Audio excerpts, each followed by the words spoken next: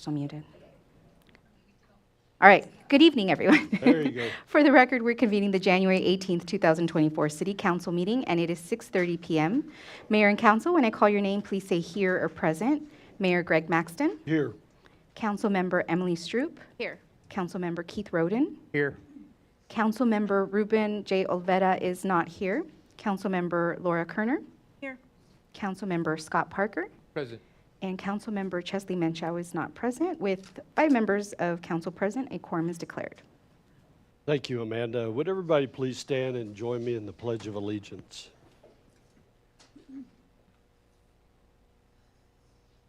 I pledge allegiance to the flag of the United States of America and to the republic for which it stands, one nation, under God, indivisible, with liberty and justice for all. Thank you all. And thank everybody for being here tonight. As a reminder, we do live broadcast these meetings and would like to welcome all that are joining us by live broadcast. Because we're live broadcasting the meeting, if you do get an opportunity to speak as part of the meeting, we ask that you use the microphone that's up here. If you don't use the microphone, then those that are online won't be able to hear the comments. And when you do get an opportunity to speak, if you do, I ask that you introduce yourself, your name, and whether you're a Fair Oaks Ranch resident or not. Okay? And as citizens to be heard, we didn't have anybody sign up for citizens to be heard today. Is there anybody here that didn't get an opportunity to sign up that would like to speak? Jumping at the opportunity. All right. We'll move on to our presentations. We do have several presentations tonight, and I'll turn it over to Joanna. Thank you, Mayor. Joanna Merrill, Director of Human Resources and Communications. And tonight, unless you would like me to stop in between, I will kind of roll through all of the different presentations as one, since we do have several on the agenda tonight. So first off, I would like to start with an announcement for promotion to sergeant. So if Sergeant Michael Maddox will come join me up here. So Sergeant Maddox started with the city as a police officer back in February of 2020. So if you guys remember what was going on in 2020, that was right around the time that COVID started and hit. And he joined our team valiantly and took care of not only our staff, but our citizens in the city of Fair Oaks Ranch. And prior to his service with us, he worked for the Clay County Sheriff's Department for about 5 years prior to that as well. Little kind of known tidbit fact for Sergeant Maddox is he is famous, KSAT famous, for being featured on a cover story regarding a trapped puppy. And on the KSAT feature, I believe they coined it Ace in the Hole. Yes. So him and another officer helped rescue a puppy that was trapped. It was very heartwarming. And so he recently promoted to the elevated position of sergeant, and we are so proud of all of his accomplishments, and we know that he is going to do great things here at the city of Fair Oaks Ranch as he continues service for our city. So join me in a big congratulations to Sergeant Maddox.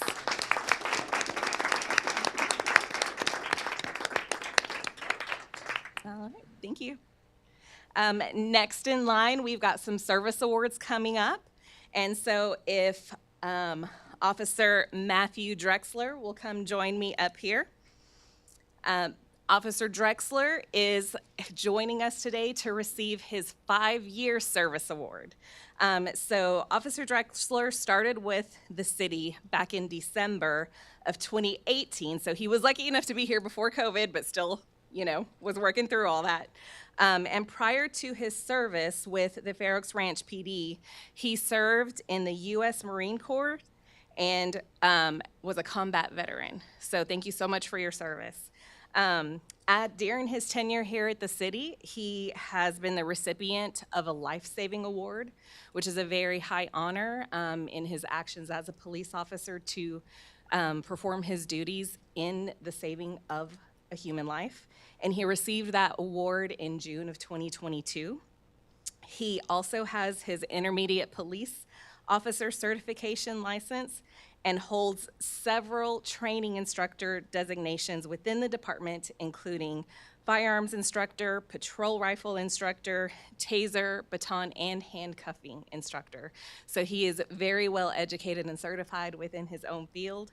And we have some great things for you. So we have here a plaque designating your 5 years of service, and we have engraved pin set so that you can use on all your stops. Do that paperwork.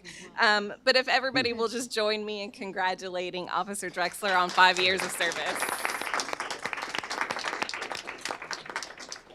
Corporal. Thank you so much. All right, and our next service award in line is for Officer David Magnus. Officer Magnus is receiving his 10 years of service award tonight. Officer Magnus actually started here at the city back in 2003 as a reserved police officer for the city. And then in 2010, he started his full-time tenure with the police department and was promoted to corporal at the time back in 2012. In 2013, he did leave us for just a short stint to move closer to family, but he loved us so much, he returned again in 2017, and then was shortly after that was designated as our K-9 officer. So who you don't see here tonight is his partner in crime, Buddy. Some of you may have seen him over the years in some of our social media campaigns, but obviously, you know, congratulations to Buddy for working with you too, right? Other than that, prior to his service with the Fair Oaks Ranch PD, he served in the United States Air Force for 20 years and worked with the Tri-County Sheriff's Office as well. Officer Magnus was also honored with the designation of receiving a life-saving award during his time with the city, and that was awarded to him back in October of 2012. He is one of only 2 officers to have ever received a perfect score on the physical fitness test during their assessments. And Magnus also holds his master's police officer certification and holds several other designations as well, including firearms instructor, armor for the city, field training officer, so he is able to impart his knowledge and expertise to new officers that come in through the city. And of course, again, he is our K-9 officer, so yay, Buddy, right? So join us in congratulating Officer Magnus on 10 amazing years with the city. And again, we are very honored to have him here and a part of our team. So I have all the great things for him too.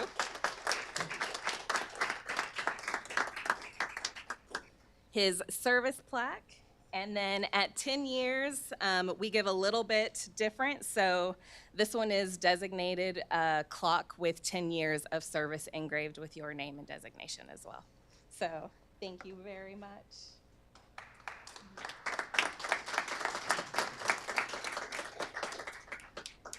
Thank you.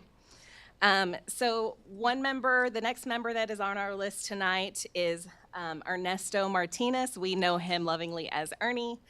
He is receiving his 15 years of service award. Unfortunately, he was not able to be here with us tonight. But just to give a little background for those of you here and those of you watching, Ernie started with the city back in December of 2008 in our Public Works Department as a utility technician. Then in 2010, he promoted to wastewater operator number 1. And then about a year later in 2011, Ernie was promoted to operator level 2. And then from there, again, what I love to see is internal growth, education, and advancement within our own city. He was promoted to our GIS technician, where he has thrived since 2015. So he wasn't here today for us to honor him, but I would like to make sure we give him a good round of applause, because 15 years is Definitely commendable.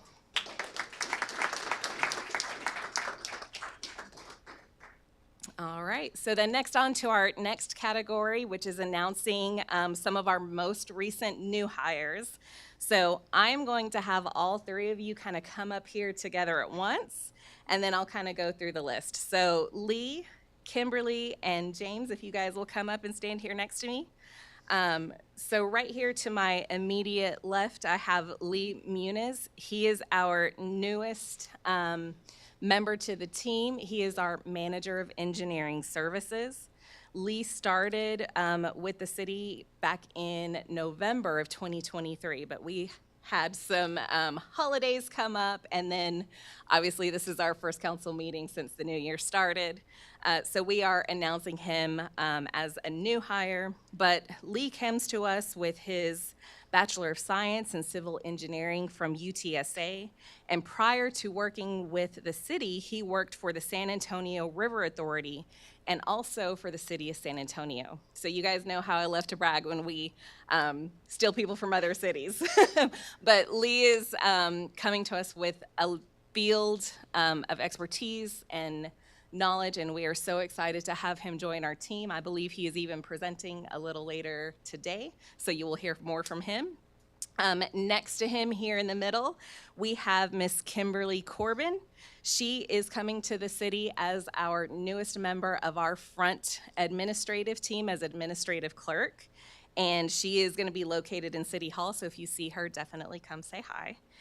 Kimberly started with the city on December 4th of 2023, and prior to that, Kimberly served as the administrative assistant and office coordinator for the School of Therapy Services, which is a family-owned business.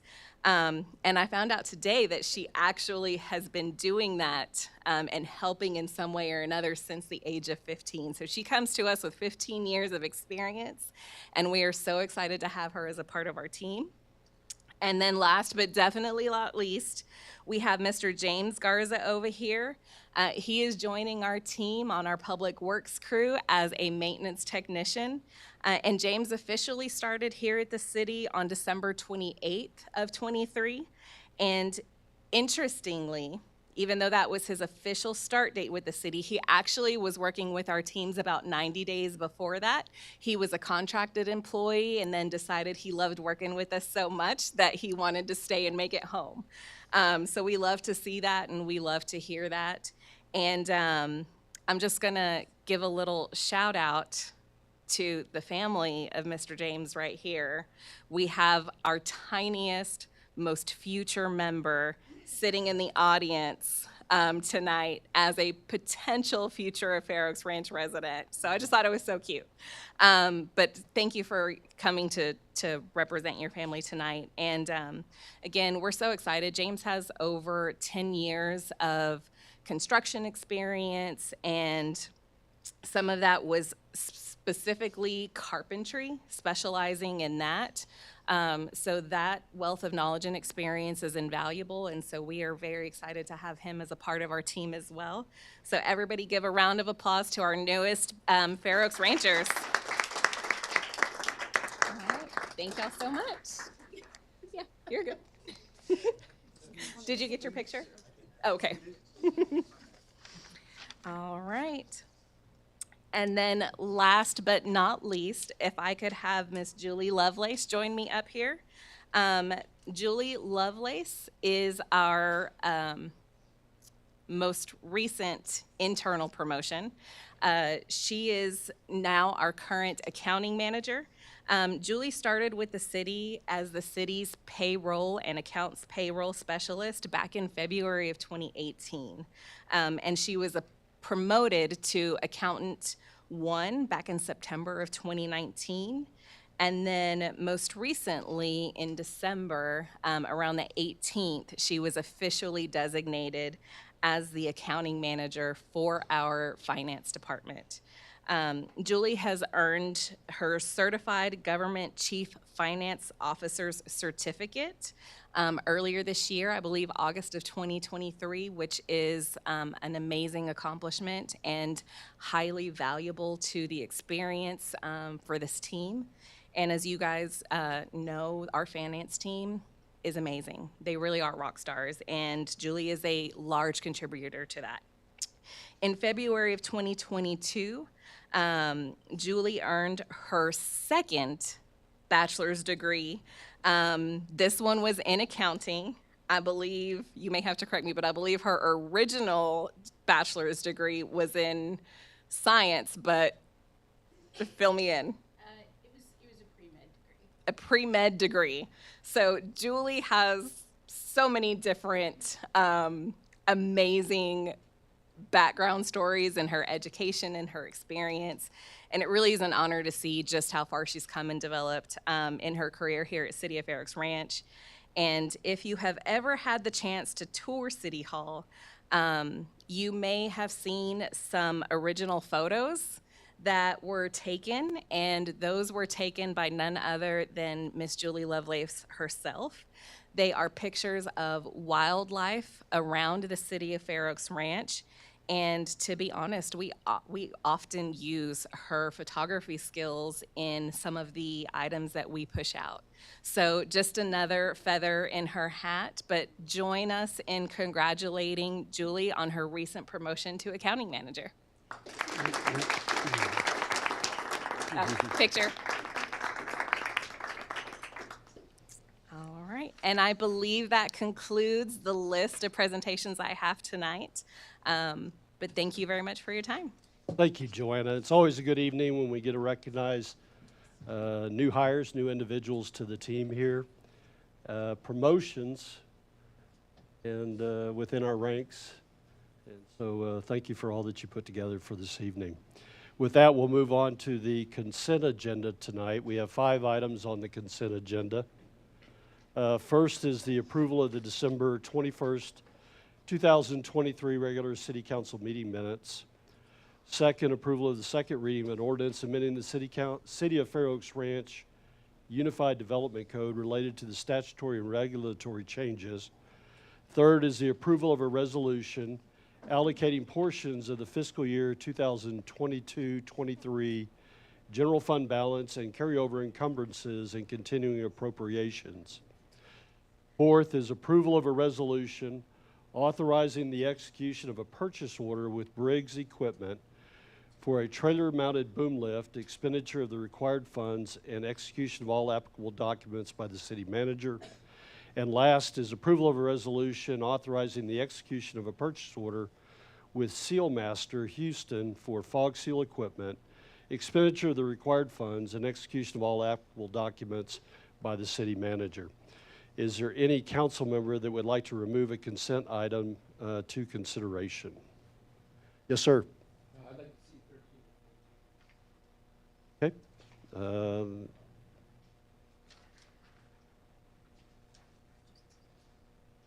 Anybody else?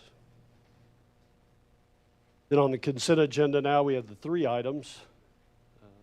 Can I get a motion to approve the consent agenda? I so move. From Laura, and a second. Second. From Keith. All in favor of approval of the consent agenda, please say aye. Aye. Any opposed? The consent agenda is approved. Thank you all. With that, then we'll move on to our consideration items, and we'll start off with the 2 that were removed from the consent agenda. First is the approval of a resolution authorizing the execution of a purchase order with Briggs Equipment for a trailer-mounted boom lift, and the expenditure required funds, execution of all applicable documents by the city manager. And for those that are tracking, this is on page 307 of the packet. And Scott, you want me to turn it over to you first, or? I just want to hear the costs. Sure. All right, we'll get started. Good evening, I'm Clayton Holscher, Procurement Manager with the Finance Department. We budgeted $40,000 this fiscal year for the purchase of a boom lift. Historically, what we've done is rent this unit whenever we need it in the past. So we'll use it for things like tree trimming, some of our seasonal things like with lights, holiday decorations, things like that. So we'll rent it from some local places whenever we need. So this particular item has a 55-foot reach with an electric mower, and it's a towable unit, so we can just pull it with one of our city-owned vehicles from location to location. We received 6 different quotes for this, and the one that we have here tonight for $54,480 is our lowest quote. It comes through a vendor that's on the Buy Board Purchasing Cooperative, which we're members of. So that gives us a vehicle to purchase this, but that was our lowest quote. We received several in the 50s, some in the 60s, and even one up into the $80,000 range. We tried to find something that would fit within our $40,000 budget, but this was as close as we could get it. We have some savings from some other equipment that we've purchased this fiscal year to cover that difference of almost $14,500, at $14,480. So we do have the money available there to cover that. And so what we're proposing tonight is just to approve a resolution authorizing the execution of a purchase order with Briggs Equipment for the trailer-mounted boom lift in the amount of $54,480. I'm happy to answer any questions. That answers all the questions you had? It does. I was just, we had proposed 40, kind of wonder what the separation was. Sure. Yeah, looking into it, we thought we'd get something closer to that range, but as we started reaching out to multiple vendors, it just became evident that we weren't going to hit that mark. Any other questions from council? Any questions from anybody here tonight? Then could I get a motion to approve a resolution authorizing the execution of a purchase order with Briggs Equipment for a trailer-mounted boom lift in the amount of $54,480? From Scott, and a second. Second. From Emily. Any other discussion from council? And with a motion on the table, all in favor, please say aye. Aye. Any opposed? The motion is approved. The second item that we removed from consent was the approval of a resolution authorizing the execution of a purchase order with Sealmaster Houston for fog seal equipment and the expenditure of the required funds and execution of all applicable documents by the city manager. And for those tracking, this is on page 317 of the packet.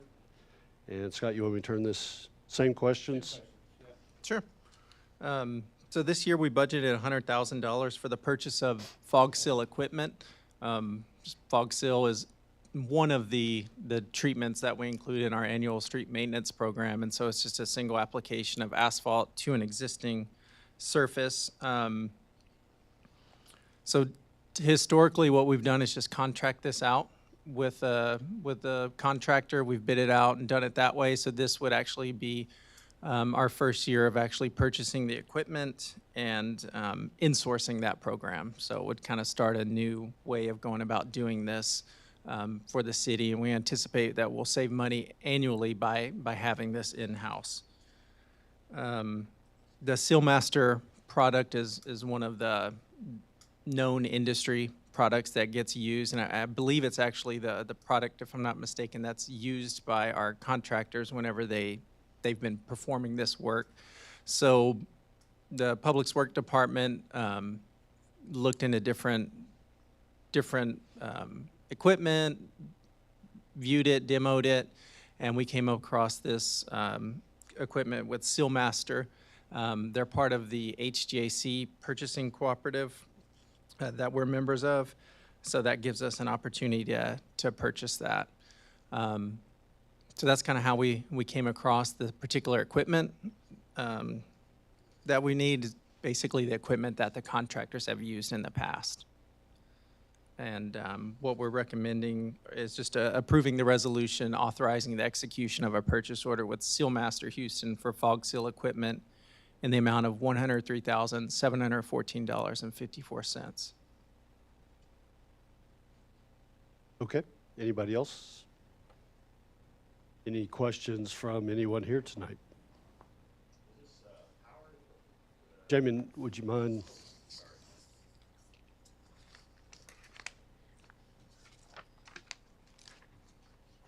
Just curious, is this powered equipment, so a vehicle, or is this just for application? Could you speak to that a little bit? Sure. So there's a couple of different components of this. There's a squeegee machine that comes in, and that's what you do, the piece of equipment that'll be used to apply it. And then there's a trailer that goes along with it to where we can fill up the unit with the material. Is that correct? Yeah. Okay. Yeah, no, Clayton's correct on that. One of the machines is a squeegee machine like he referred to, three-wheel machine that somebody drives on. Small, kind of looks like a Zamboni type thing. So it's interesting, you'll see it out there, hopefully in the future. And then the other one's a trailer that'll haul the material for us. The idea is to do like our contracts have in the past. We'll stage it at the fire station. We'll take the trailer, fill it up there, and then take it back to the street where we're working at, and then we'll fill up the equipment there. So.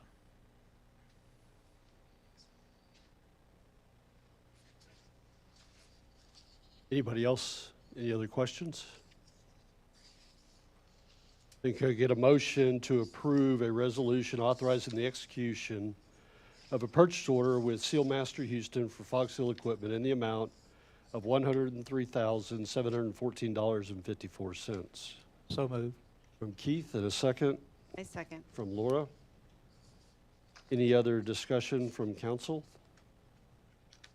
Motion on the table. All in favor, please say aye. Aye. Any opposed? The motion is approved. Thank you all. Thanks. Thank you, Clayton. Thank you. We'll move on there to the scheduled consideration items which we had tonight, which first is the consideration and the possible action approving a resolution authorizing and executing a policy regarding the use of body-worn cameras for the for the Fair Oaks Ranch Police Department as required by state law. Chief. Thank you, Mayor, Council. Tim Mooring, Chief of Police. What brings me today is for the approval of authorizing and executing a policy regarding the body-worn cameras. Bear with me, I'm going to go through quite a bit of legalese as is required under state law. So body cameras are dictated under Texas Occupation Codes, Chapter 1701. Under that statute, certain provisions must be contained in these policies for the law enforcement agency to hold.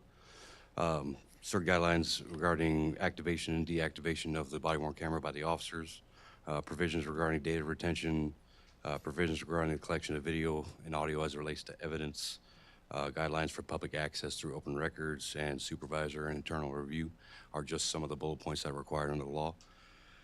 Some additional requirements, the policy cannot require an officer to keep the body camera activated for the entirety of their shift. Policy must require an officer to keep the camera activated for the entirety of the officer's interaction as defined in the policy. Agency must provide training to officers utilizing body-worn camera as well as any personnel who comes into contact with video footage, which would include, based on the city personnel right now, our IT personnel and possibly our communications personnel based on open records requests. And policy also must contain or a provision requiring the officer to document in their report any reasonable reason why they did not activate it as dictated in the policy, or reason why they deactivated sooner has to be documented in that written report. So, getting a little bit further on the retention and release under the statute. The statute does require us to follow the state law on retention for video footage, which is a minimum of 90 days. Our current video management program under WatchGuard or Motorola, which is the parent company, we have a default set at 120 days right now. So we will maintain that video footage with our patrol car camera footage for 128 days unless that video footage is exported by the investigators to be attached to a criminal case for prosecution. Outside of that, there are provisions regarding retention of certain types of videos, specifically videos that involve officers' use of deadly force. We are required to maintain that video until all criminal adjudication has been completed and all administrative internal investigations have been completed. So that retention period doesn't begin until both of those have been completed, whichever one comes first last. Outside of that, there is one caveat in that law that allows the law enforcement agency to release the body camera footage prior to the adjudication of any criminal proceedings, and that's if the law enforcement agency defines it as a law enforcement purpose. As you may be aware, there are some larger agencies that have a policy that says they will release all deadly force encounters within 10 days or 14 days of the incident. We don't follow that policy under our policy here. We would follow the city's overall policy on open records requests. So, a few more provisions, specifically on the supervisor and internal review. The law specifically states that the review of the video cannot be arbitrary. Supervisors and administrative staff cannot just willy-nilly go in there and start reviewing video for performance evaluation reasons. The review has to be part of either a field training operation or as part of an administrative investigation or a criminal investigation. Outside of that, it does allow a provision for accreditation. So we are part of the Texas Police Chiefs Association accreditation program. And under that program, there is a requirement that supervisors review at least 3 videos per officer per month. And in that review and in our policy for that review, the supervisors are required to select 3 random videos in no sequential order. Just they could be body camera, they could be patrol car camera, either or. So, and then they have to document that on their monthly log, and then that's turned into the lieutenant every day or at the end of every month. That's added to our accreditation documentation. Short of that, the only time that we would ever need to utilize the review of the body camera or patrol car camera footage would be for internal investigation, criminal prosecution where we had to export it, or for criminal prosecution. Under our current video management system with Motorola, it does provide us an audit log. So if we have a supervisor that's reviewing video for an officer that's not under their shift, they'll show an audit log that the supervisor reviewed that video. So we can maintain compliance with the law in this, if that be the case. Short of all the laws required, and I think I included that in the agenda packet as well. After approval by council of the policy as written, if you don't have any additions or subtractions from it, we would have an implementation process. We did get the body cameras in already. We approved, I believe council approved that last month. So they came in relatively quickly. Working with Brian and Jason with IT, they have a schedule with Motorola representatives coming here and set up the docking station, which will be the docking and downloading station inside the patrol room there. We still have to implement what they're called PoE switches in several of the patrol cars. Basically, the patrol car cameras as we have them now, we have a docking point for the microphones. These PoE switches will replace those docking stations for the microphones, where when an officer gets into the car, they will dock the body camera, and the body camera will sync with the patrol car camera. So, and that includes if one of the new corporals is training a new officer, they can sync multiple body cameras to the same in-car camera. So that allows the corporals to be able to review their PPO's videos without having the access to review other videos as well. After that gets implemented, I believe we're on schedule for the next 3 weeks to get all the PoE switches installed. Part of the state law mandates that we train all the officers under the 8158 TCOL class, which is a body-worn camera class. We have a couple options for that. We can either do that internally with one of our instructors, or we can do it externally through an online program where it would cost $30 per student, and that would be a little bit quicker process of getting anybody that training they need to do, as well as the staff that's going to be involved with maintaining that video or having access to that video footage as well. Once the policy is approved, we will disseminate the policy to the officers. With a new policy like this, we have a little bit different way of doing it. We'll do it under a roll call training, where the supervisors will go over the policy with each one of the officers. They will sign a training roster, and at the end, that training roster will be implemented into our accreditation files to show that officers have received the policy, acknowledged the policy, and understand the contents. Outside of that, we would have the scheduled maintenance, usage, and deployment with IT and Motorola representatives. Basically a how-to operate it. If you see a malfunction, this is what you can do to work through it. All the officers per the policy are going to be required to wear the body cameras above the midsection of their torso. So it'd have to be on the higher part of their chest, which would help alleviate any distractions or obstructions, because most officers will keep their hands a little bit below that. Most of those things will be done in that training on usage. And once all that is in place and everything is within the lines of the law as written, then we will implement uses of the body cameras. So first things first is approaching you all with our policy, showing you that it matches the law. And just to be 100% transparent, We did get a template of the policy from the Chiefs Association Accreditation Program, and then we had to adapt that policy based on our internal workings and how we work here.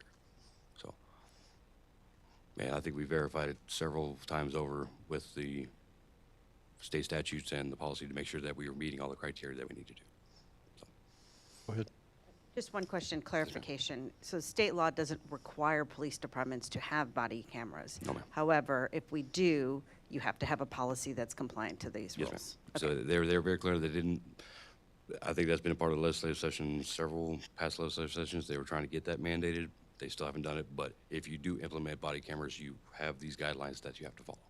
And the training is a really, really big part of that, so. Thank you. Anybody else? Any other questions?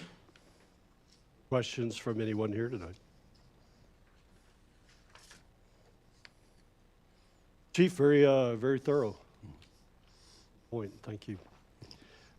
With that, then, can we get a motion?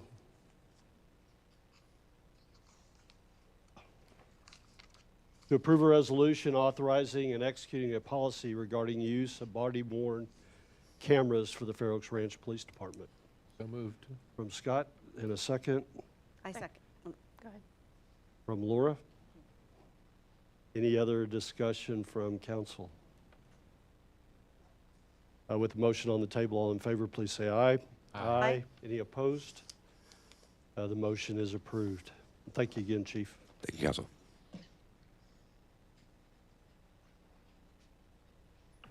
The next item that we have up tonight is the consideration and possible action appointing Councilmember Olvera to serve as a member on the Branding Committee and the Wildlife Education Committee. And before we get into this, related to this, I would recommend that we postpone this action to the next council meeting, just because Ruben's not here tonight. Perhaps we should do it I was just gonna- because of that. I was going to propose we sign him for more things while he's Right. not here. What else You can don't we show assign up, you him? get what you get. That's, I mean, unless there's a need that we get him assigned to these committees quicker. no, that's fine. Okay. Then I propose a motion to postpone this consideration item to the next council meeting. I so move. And a second from Laura. And any other discussion from council? All in favor of approval of the motion, please say aye. Aye. Any opposed? The motion is approved and the item is postponed.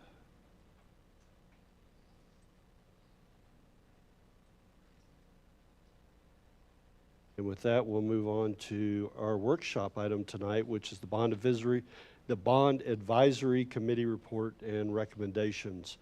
This does have a presentation with it, and the presentation is started on page 340 in the council packet.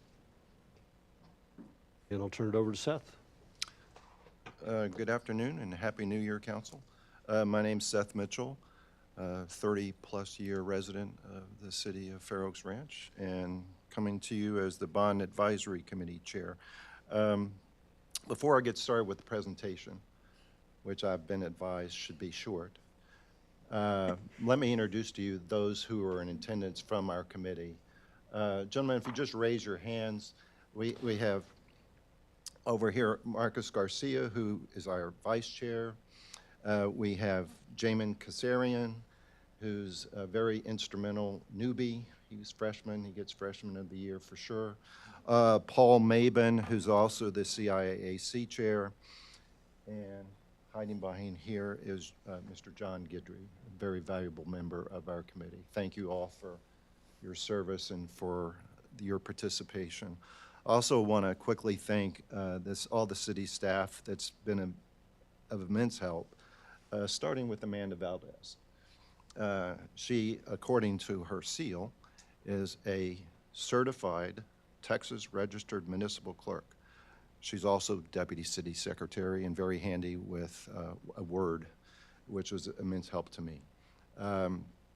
We have our city manager, Scott Husengay, Grant Watanabe, Director of Public Works and Engineering Services, Julio Kalanga, I'm not sure what your title is.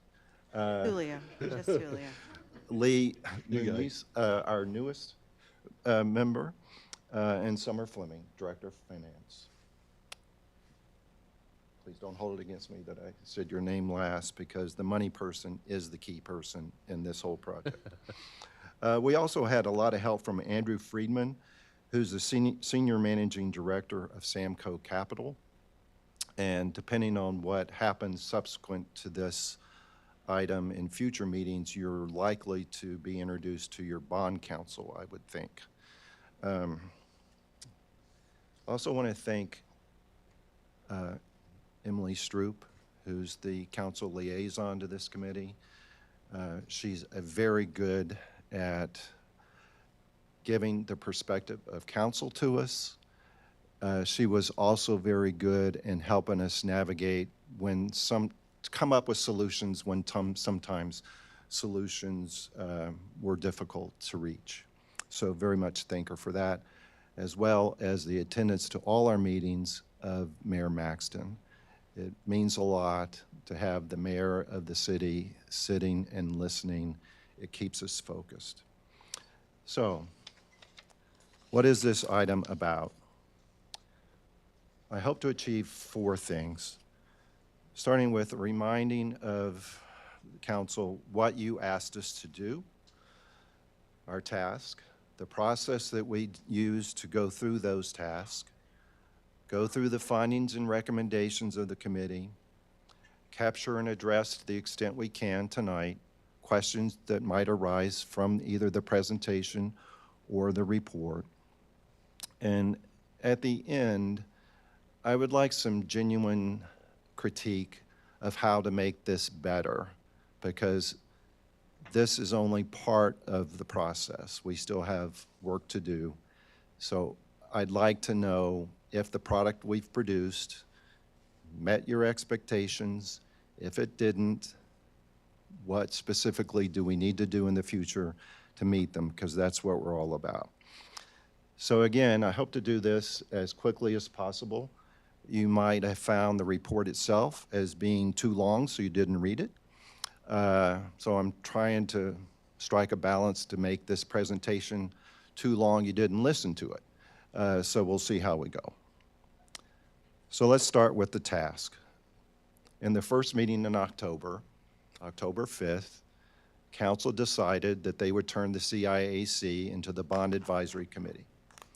And y'all tasked us with looking at the general fund CIP. So those are projects that would be funding through our general fund. Look at those projects along with the capital improvements to be made to the water and wastewater utility. We were to identify which projects to move forward, prioritize those projects, recommend a funding mechanism for them, and give you an idea of the taxpayer impact. The report that you have as part of your packet speaks to the general fund projects only. We're not going to be talking about the utility fund projects yet and with any specificity. We're also not going to be spending much time at all with the numbers, which are really Summers, Bailiwick, and Mr. Friedman's. So at future meetings, I expect that they will want to get into those number runs in detail with you to explain how they came up with them and what it means to the city's bottom line and to the taxpayers. One last thing before we really begin. All the numbers in the report and all the numbers that you're going to see tonight are best estimates. Some of those best estimates are described with a degree of precision that you may perceive as not an estimate. They're all estimates, so you should take them that way. So let's begin. Next slide. Oh. Where's the clicker? Okay. Okay, good. All right. So here's a slide that we could use for the whole thing if we wanted to. We started out the first meeting, which was on October 24th, and we were handed a basket of capital projects, about $29 million in total. You'll see that they were a combination of road projects, drainage projects, and projects called Other. about $19 million worth of road projects, $6.2 million worth of drainage, and 3.5 roughly as other. Now, from our process, and the process we used, we listened to Grant and Summer and Mr. Friedman and Scott. We read materials offline, including some of the foundational documents that prior councils had spent money on to develop. Very important. In this particular group of projects, the 2018 CDM Smith Master Drainage Plan was what we focused on. That drainage plan is very well done. It described 40-plus projects that were on the city's radar at the time. They prioritized them. They came up with a method of prioritizing them. It's a very well-done document, and to the extent that you have time or interested in that subject, it's a report that you can refer back to. As we go to the water and wastewater utility, we'll be looking at the Freese-Nichols Water and Wastewater Master Plan that the city, again, spent a good amount of money to develop and was accepted in 2019. So we started out with this $29 million worth of projects. We went through our process. We discussed the projects. We heard presentations about the projects. We visited, we walked the grounds of the projects. And out of that $29 million, again, to the general fund, we've whittled it down, and we're recommending and bringing forward to you $14 million worth of road projects and $2.2 million worth of drainage projects. We're also bringing forward to you, recommending to you that another $3 million worth of projects be funded through an application for a grant. And let's talk about those different funding mechanisms that are on those middle slides. General obligation bonds, certificates of obligation, cash, and grants. None of that is new. This city has done each of those. You'll recall that in 2014, city got the authorization to do reconstruction or major maintenance of the parkway. That was a $7 million bond issuance. General obligation bonds at a very high level, what differentiates them from certificates of obligation is a general obligation bond must be approved by voters. So you must go to the voters to get authorization. That authorization, once given, has a long lifetime, doesn't have a short shelf life at all. But it's something that you must go to the voters to ask for. Now, if the voters decline it, you're restricted by law of touching those projects for the next 2 years if you want to use debt to finance them. So you can't ask the voters for road project money, have the voters reject it, and then turn around and issue COOs the next year to do the road project. So that won't fly. So let's talk about certificates of obligation. Again, the big difference between general obligation bonds and certificates is that certificates can be issued on a shorter time frame. Don't have to have an election, but they are subject to a petition. So if you put notice in the paper, which you're required to do, to issue COOs, and during the 45 days that notice is in the paper, a sufficient number of petitions are presented to the city. In our case, 5% of the eligible voters would be somewhere around 450 some odd voters. Then it'd have to go to the election. Like you've used general obligation bonds, you use certificates of obligation.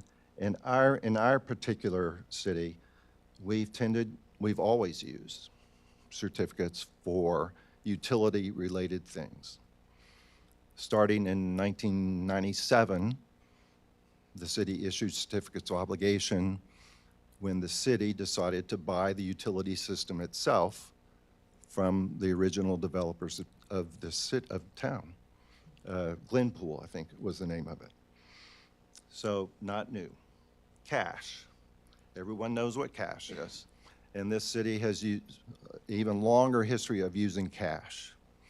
The building that we're hosting the meeting in, cash. The original city hall, cash. Renovating it, become an administrative building, cash, all cash. We understand that. Grants too. There's nothing new about grants, and why is that? Mostly it's because we're a city that relies heavily on ad valorem taxes to fund city services. About 62% of the general fund comes from ad valorem taxes. So the city either has a policy or a practice to scan the horizon for eligible grants to apply for to relieve taxpayers of that burden. And there's examples galore that are presently in play right now. We're doing the Post Oak Trail renovation, $2.1 million worth of TxDOT money from the state of Texas. The wastewater plant dewatering process, $920,000 worth of American Rescue Plan Act money, ARPA money. I call it COVID money. In 2023, I think Summer told us recently that we got back from the state $123,000 for ice storm cleanup. We also, last year, were one of 8 cities to participate in a legislative created Texas Comptroller run program called the Local Government Relief for Disabled Veterans Exemption. That's a program that allows cities who are disproportionately impacted by 100% disabled veteran populations to request for partial reimbursement of that money. The legislature appropriates about $19 million each biennium for that program. It's divided, so this year it'll be 9.5, and the following year it'll be 9.5. Last year we applied for the first time. We asked for about 200-something thousand. We got 100-something thousand back. As you can imagine, it's a competitive program, and as the program becomes more widely known, I expect the competition will be greater and the amount we get may be less. Because it's a restricted amount, you can imagine it's the heavy hitters, the Colleen's, the Bell counties. That's the home of, it used to be Fort Hood, now it's Fort Cavazos. They get like 70% of that money. So inasmuch as it kind of is a competitive program and the legislature has not been inclined to put more money into that particular pot, this old legislative consultant strongly suggests that y'all get together with the other people that participate in the program and go to the comptroller and ask that as part of his budget request for the next biennium, they increase that amount so that we have a chance to get more money. So grants, not a new thing here. And certainly, since we have the opportunity to apply for a grant that's controlled locally, we think our chances probably should be pretty good. So we've gone over what we were tasked to do, the process that we used, and those are the rough recommendations. So now we can move. Yes, ma'am.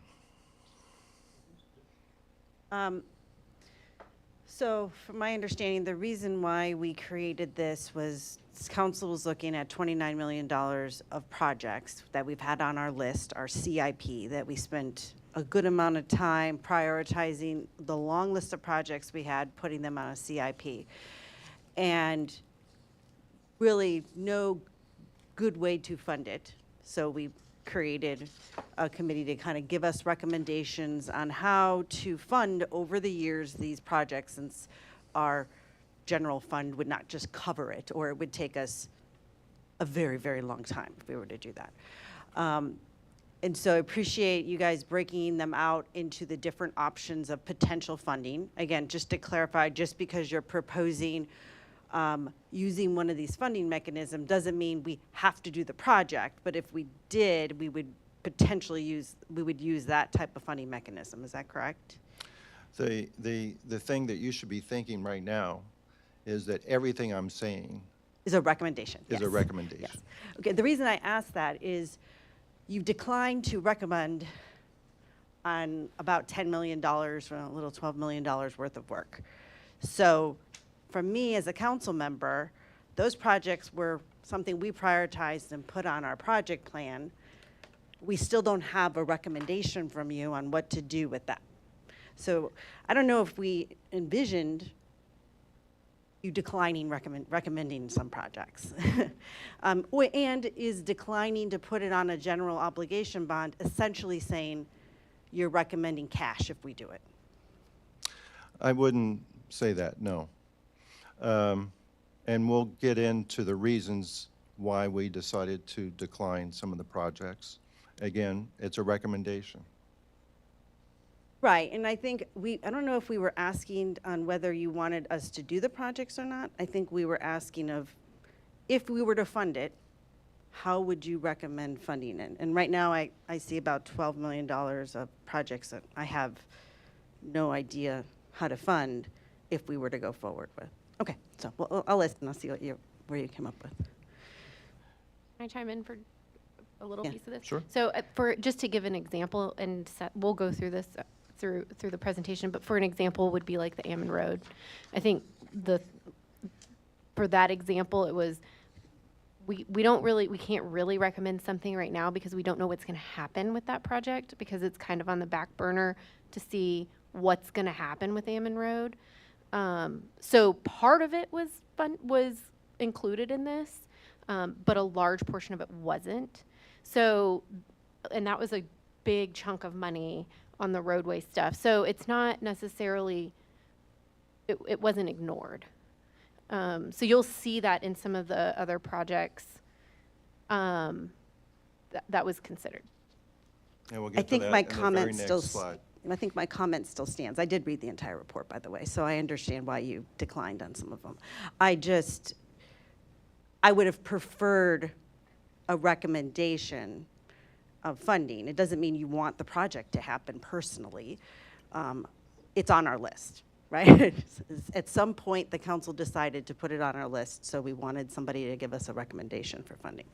Just my thought on the process. Thank you. Okay. It's good feedback. All right, let's go to the next slide, and we'll get into the reasons. So the top of that sheet, the Dietz Elkhorn, the Almond Road maintenance, reconstruct Battle Intense Trailside, Rolling Acres Trail reconstruction. Those are all projects that we recommend bringing forward. We declined, as we just talked about, the complete reconstruction of Almond Road. That's a project that you all just recently considered applying for a grant from TxDOT. And although the grant wasn't completely analogous, because the grant as it applied to Almond Road was to, I guess, reshape the curves to soften the angles of the extreme curve to the north and then the extreme curve to the south, those two 90-degree corners. It really didn't speak to the maintenance of that road. We heard you, declined to go for even that portion of the grant because, as Councilman Stroop just suggested, and we heard, and we too thought, well, there's a lot of uncertainty about what's going on in that corner. So we declined to make a recommendation concerning funding for it because we didn't see that. But I understand that in the future we will recommend funding for things that we don't believe should move forward. And then the second thing that we didn't move forward on was $500,000 for paving the Arbor Preserve Road. The Arbor Preserve Road is that 0.3 of a mile section of road that connects Ralph Fair Road and Arbor's Preserve Park. Arbors Preserve Park is a natural area that is, owned by Fair Oaks Ranch Homeowners Association. As part of the deal at which that property became property of Forha, there were 5 acres up in the corner that became property of the city of Fair Oaks Ranch. At the time of the acquisition, there was some thought of possible future use for that 5 acres that might require an all-weather road. It might require actually building a bridge over a drainage area there as well. But in any case, we declined that project, and we declined that project for several reasons. First of all,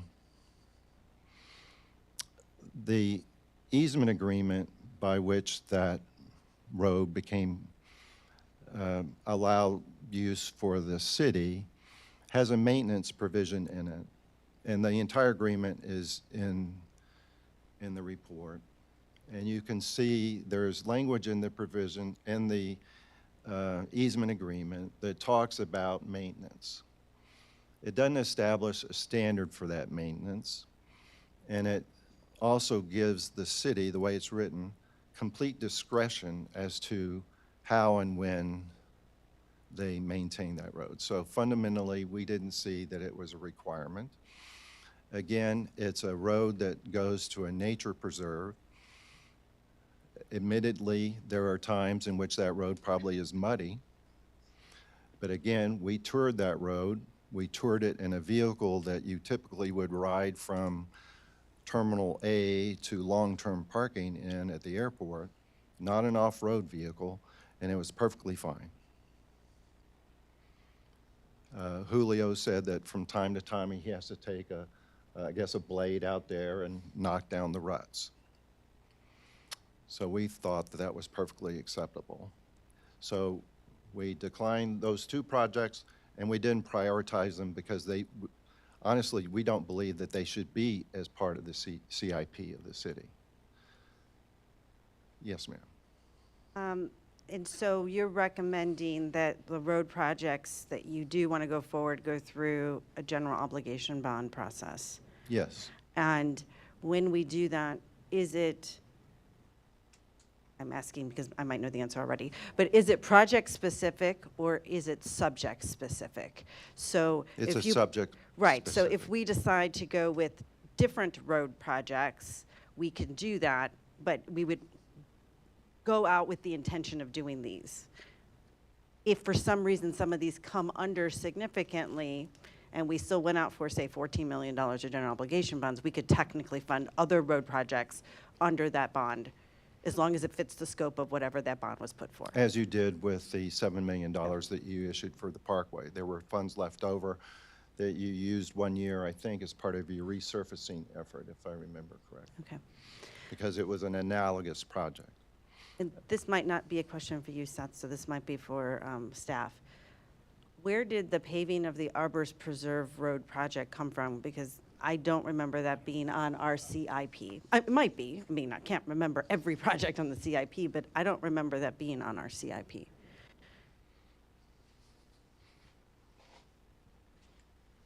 You're correct. It is not in the 5-year CIP, but it is an unfunded project in our SAP matrix, our strategic action plan.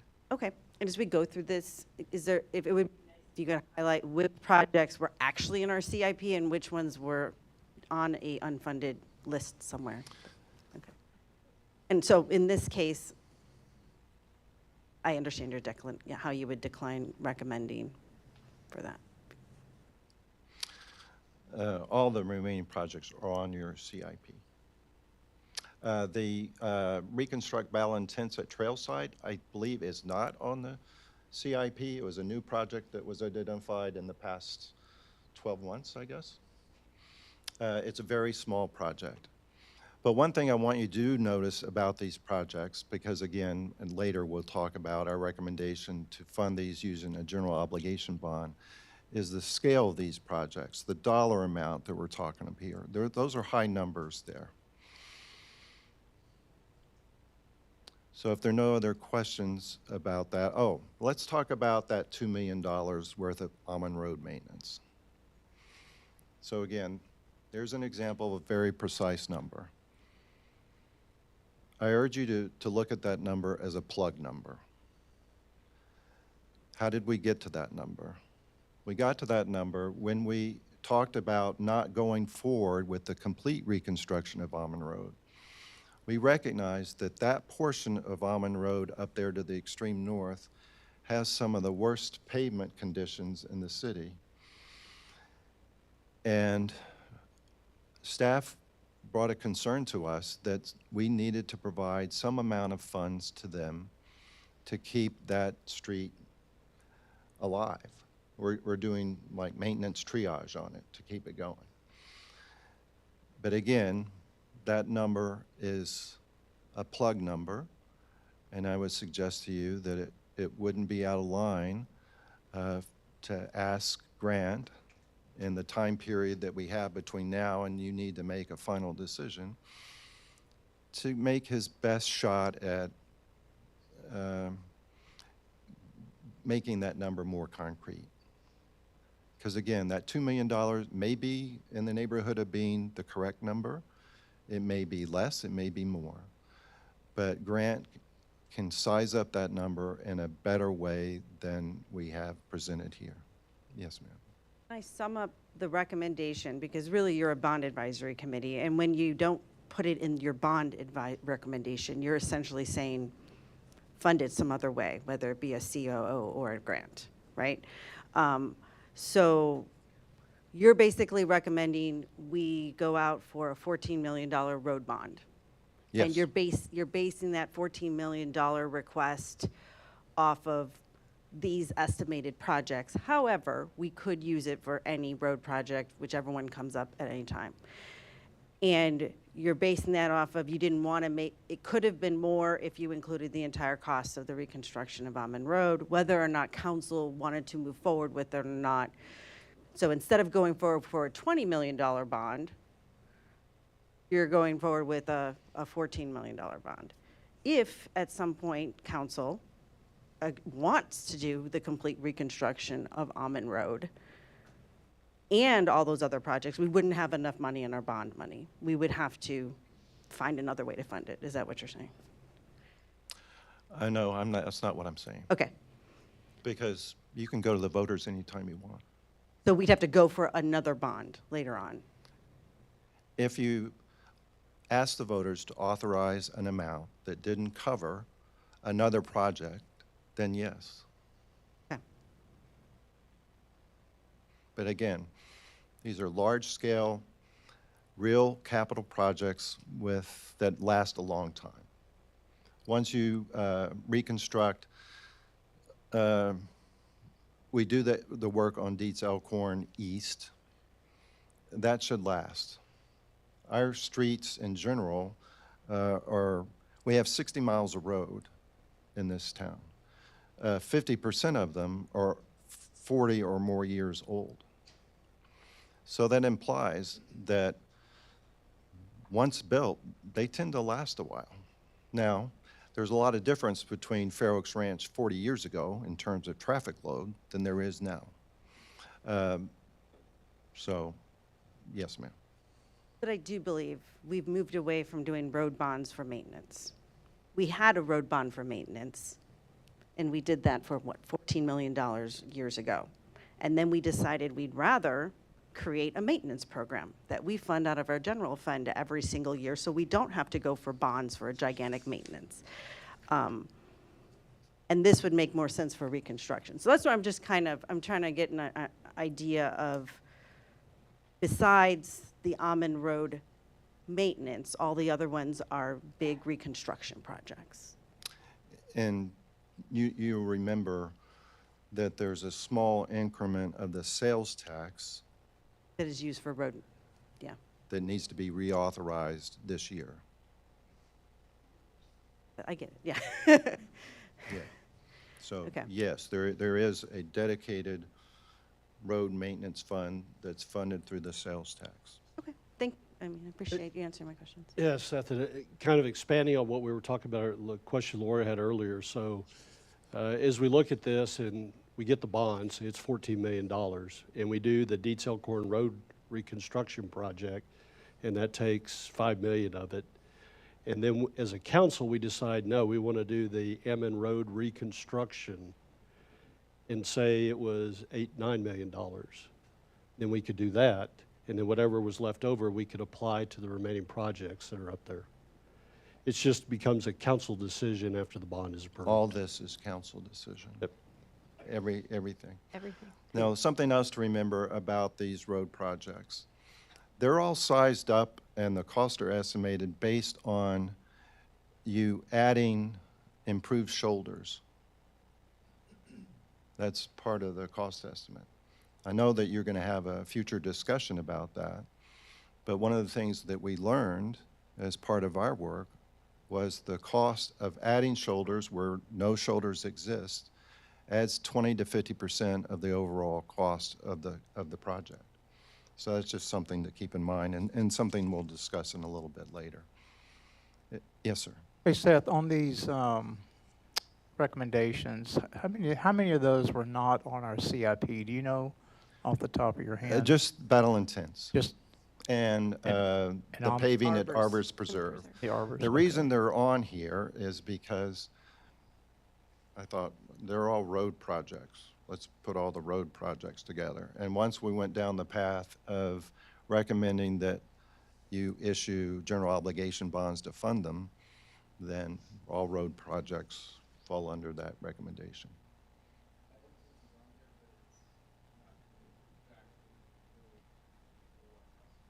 That's the drainage one. We haven't got to that one yet. Yeah, we'll get to that in the next slide. Yes. And one more thing. So the whole thing with what the amount ends up being, if you select a certain amount as a council, we decide we want to go forward with a general obligation bond to the voters in the amount of X number of dollars. What the committee considered, in addition to what does this, how does this affect the bottom line for the voters? That was a big consideration when we were looking at the amounts of what we would recommend. And this committee is made up of a bunch of members from various parts of the city. So their input, everybody's input, was pretty important and heard by the committee, which is why certain recommendations are being made and not being made, because there were some very strong opinions about what this would mean to the bottom line. So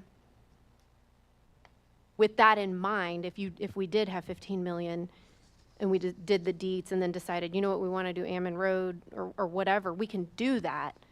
It's just the recommendation of this committee, having looked at everything and heard the input from all the people on the committee as to what the committee feels would be better use, in a prioritized manner of this money.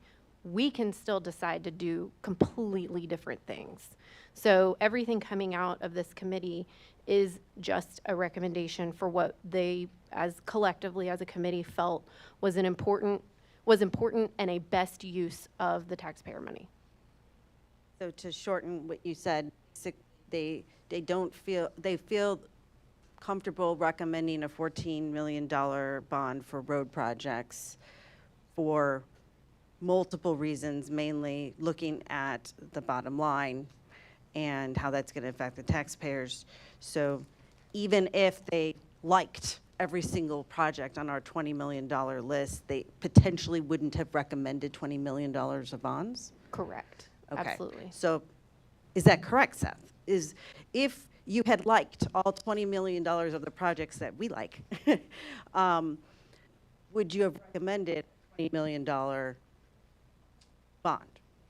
Or was that 15 or 14 driven, was that recommendation driven by the fact of, well, I'm concerned about the taxpayer impact of a higher bond? Well, I think it's more of all of the above Okay. than particular aspects of it.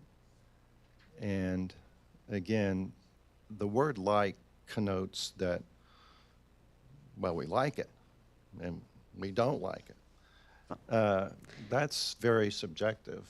I think that our recommendations are more objective, and that we looked at the projects and we looked at the described need for the project, and we balanced that as to what we saw the conditions on the ground were and what the reality of the situation was. Now, if we had heard City Council during the TxDOT grant discussion say, yes, full bore, let's go, that very well may have changed the dynamic of the Almond Road decision. But that's not what we heard. And so, But we also CIP. Just to we separate haven't out- taken it off the CIP either. We But don't have the you've not authority. funded it, so I don't know how we would do it if we don't have a funding recommendation, right? Because you're the council. You Okay. can do anything you want. Okay, got it. Generally speaking, though, we did have a discussion about roads versus utilities, and there was discussion that we felt like roads were more of a general obligation issue as opposed to a COO. So to answer your question, generally, road projects, we felt like should be a general obligation bond funding deal as opposed to a COO. And we'll discuss that in a Right. second, but that's correct, yes. Just one more comment or question. So is staff in alignment with your recommendations at this point? I'm not aware that they're not in alignment with the road project recommendations. Okay. They're not in total alignment with the next set of projects, if we can move forward with those, which are the drainage projects. Now, the thing that I want you to immediately recognize with this list is that the dollar amounts that are attached to each project are much smaller. In the aggregate, they add up to a little over $2 million. And without going to in each individual project, I will say that they all have one of the following characteristics or reasons why we're doing it. There's some combination of we're addressing drainage channels damaged by high-velocity water runoff. The example there would be Chartwell Lane. We're replacing or installing metal drainage culverts. There's several on that list there. We're regrading and cleaning out silted up roadside ditches and reestablishing the proper grade once we've cleaned out the silt. Or we're establishing positive drain flows where none exist now. There are a couple of projects there. Now, there's one project that's on that list, the Battle Intense Low Water Crossing that Marcus brought up just a second ago. That came to us as a $3.8 million bridge. That's on your CIP. That's a project that this council and other councils have looked at and said, we don't think so. And the reason y'all said you didn't think so, and the reason we said we didn't think so, is because of the project that's about to kick off or has kicked off, the TxDOT project to raise the bridge over the Cibolo on Ralph Fair Road.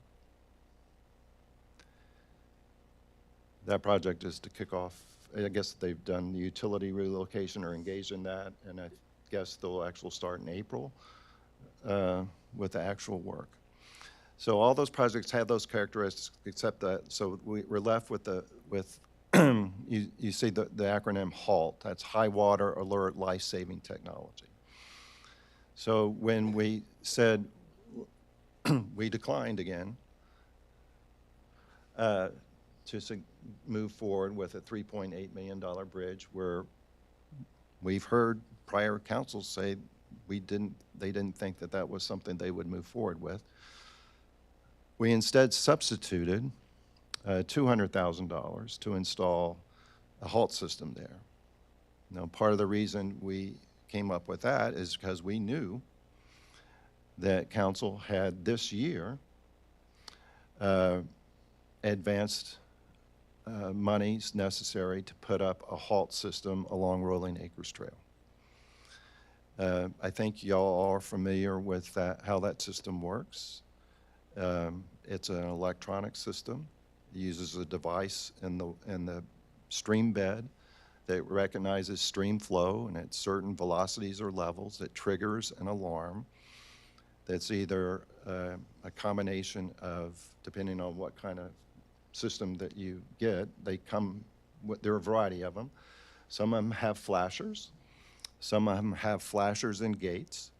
Some of them have flashers, gates, and a camera to allow 24-hour surveillance. What's interesting about the system is anyone, once a system is installed, can go to their computer or their phone, and they can look on their phone, and they can see the condition of that crossing. It's a color-coded system. It's very simple to use. Bexar County has been using them for over a decade now, and they're installed widely across the county. So we recognize that there is a system in place now to protect that crossing. It requires a police officer to go and manually close the gate. And there are advantages to that because it's a gate, it's a metal gate. You can't drive through the gate without damaging your car. You can go buy a flasher. You can go through a gate that descends off the mast of the flasher. You can do that. We recognize all that. But again, we're substituting technology for a police officer in this case. Yes, ma'am. You may not be able to answer this. Remind me, the Battle Intense Bridge was not on the must-do list, was it? No. It was never a priority of must-do. It was a much lower, which is why we weren't funding it. But now, all of a sudden, this new project that we've never considered is somehow on the must-do list. Yes, Okay. that's correct. And again, one of the reasons for that is, in conversations with the police chief, he reminded me of how difficult it can be to actually see water at night. And he also reminded me that there occasionally are instances in which his officers can go to Cibolo Creek, see that it's not flowing, get in their car and go to some report somewhere else, only to recognize that in a matter of minutes, the water's crossed the road. That's something that a halt system can prevent. Yes, ma'am. I know in the past, we had considered running our CIPs through SEOC for their review and updates. I don't know if we ever gave them that scope of work. And I don't remember giving this committee the scope of work to kind of reevaluate our CIP for us. It's good information, I like it, but I'm curious, is that in the scope? Because I wasn't ready to absorb that. I was ready to absorb what was in our plan, how would we fund it, not a reevaluation of projects that our engineers already put in the CIP. Just because this is the second one we've seen this. I think part of what the committee, I believe, we all thought was part of the task of the committee was to take the projects that were given to them and prioritize them in addition to deciding how they believe would be the best way to fund it. So it's not that they're trying to create new projects or whatever, but the Battle Intense project was on the list of projects to be considered at the $3.8 million number, which was different. And as part of the consideration for that, instead of reconstructing the bridge, because now we're going to have the higher bridge over the Cibolo, the committee's decision was, let's just do the halt system instead. as a fraction of that project, but still providing something to the citizens that would address that project. I understand what the recommendation is and why they did it. I'm just trying to remember, because I don't, and maybe I'm completely wrong. Maybe it was in the charter of the committee to reevaluate our CIP and reprioritize. If I may, Okay. and I'm not sure if we were quite that specific, but when we talked about ultimately the council resolved to appoint to the bond advisory committee with said members that were discussed, the guidance we provided at that time and what we relayed back to the committee was I'm paraphrasing, but to evaluate the CIP as the council has reviewed it up to this point through the budget process, and to vet the projects and prioritize them, both in terms of a recommendation, in terms of priority and for funding. So we didn't, and we pretty much stopped there and gave them carte blanche to say, how do you recommend this? So we didn't necessarily say cut, change, add, subtract, but we did ask them to have essentially a third eye on this program. It's been through staff, it's been through council. Got it. Does this CIP make sense as proposed? How where would you recommend changes in priority, and how would you fund them? So I believe that's the manner in which Okay. the committee took it, without trying to put too many words in the chair's mouth. But that was my understanding, and that's how that was my best attempt to relay the wishes of the council to the committee.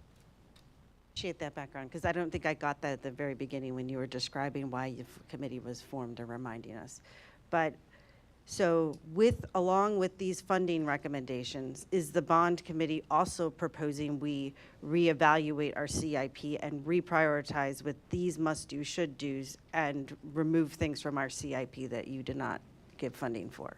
Is that also part of your committee's We recommendation? didn't state it that way, but that's certainly, I think we would be completely in favor of that. Okay, so I'm just trying to make sure I understand what the recommendation of the committee is. So if we were to take your recommendations, it would not just be recommendations of us going forward with different funding mechanisms. We would also then give direction to staff to change our CIP based off of whatever recommendations you gave. Okay. Well, I mean, I'm trying to understand. Either it was in the scope of your committee or it wasn't. I get you very Okay. rules-oriented. Yeah. I get that. Okay.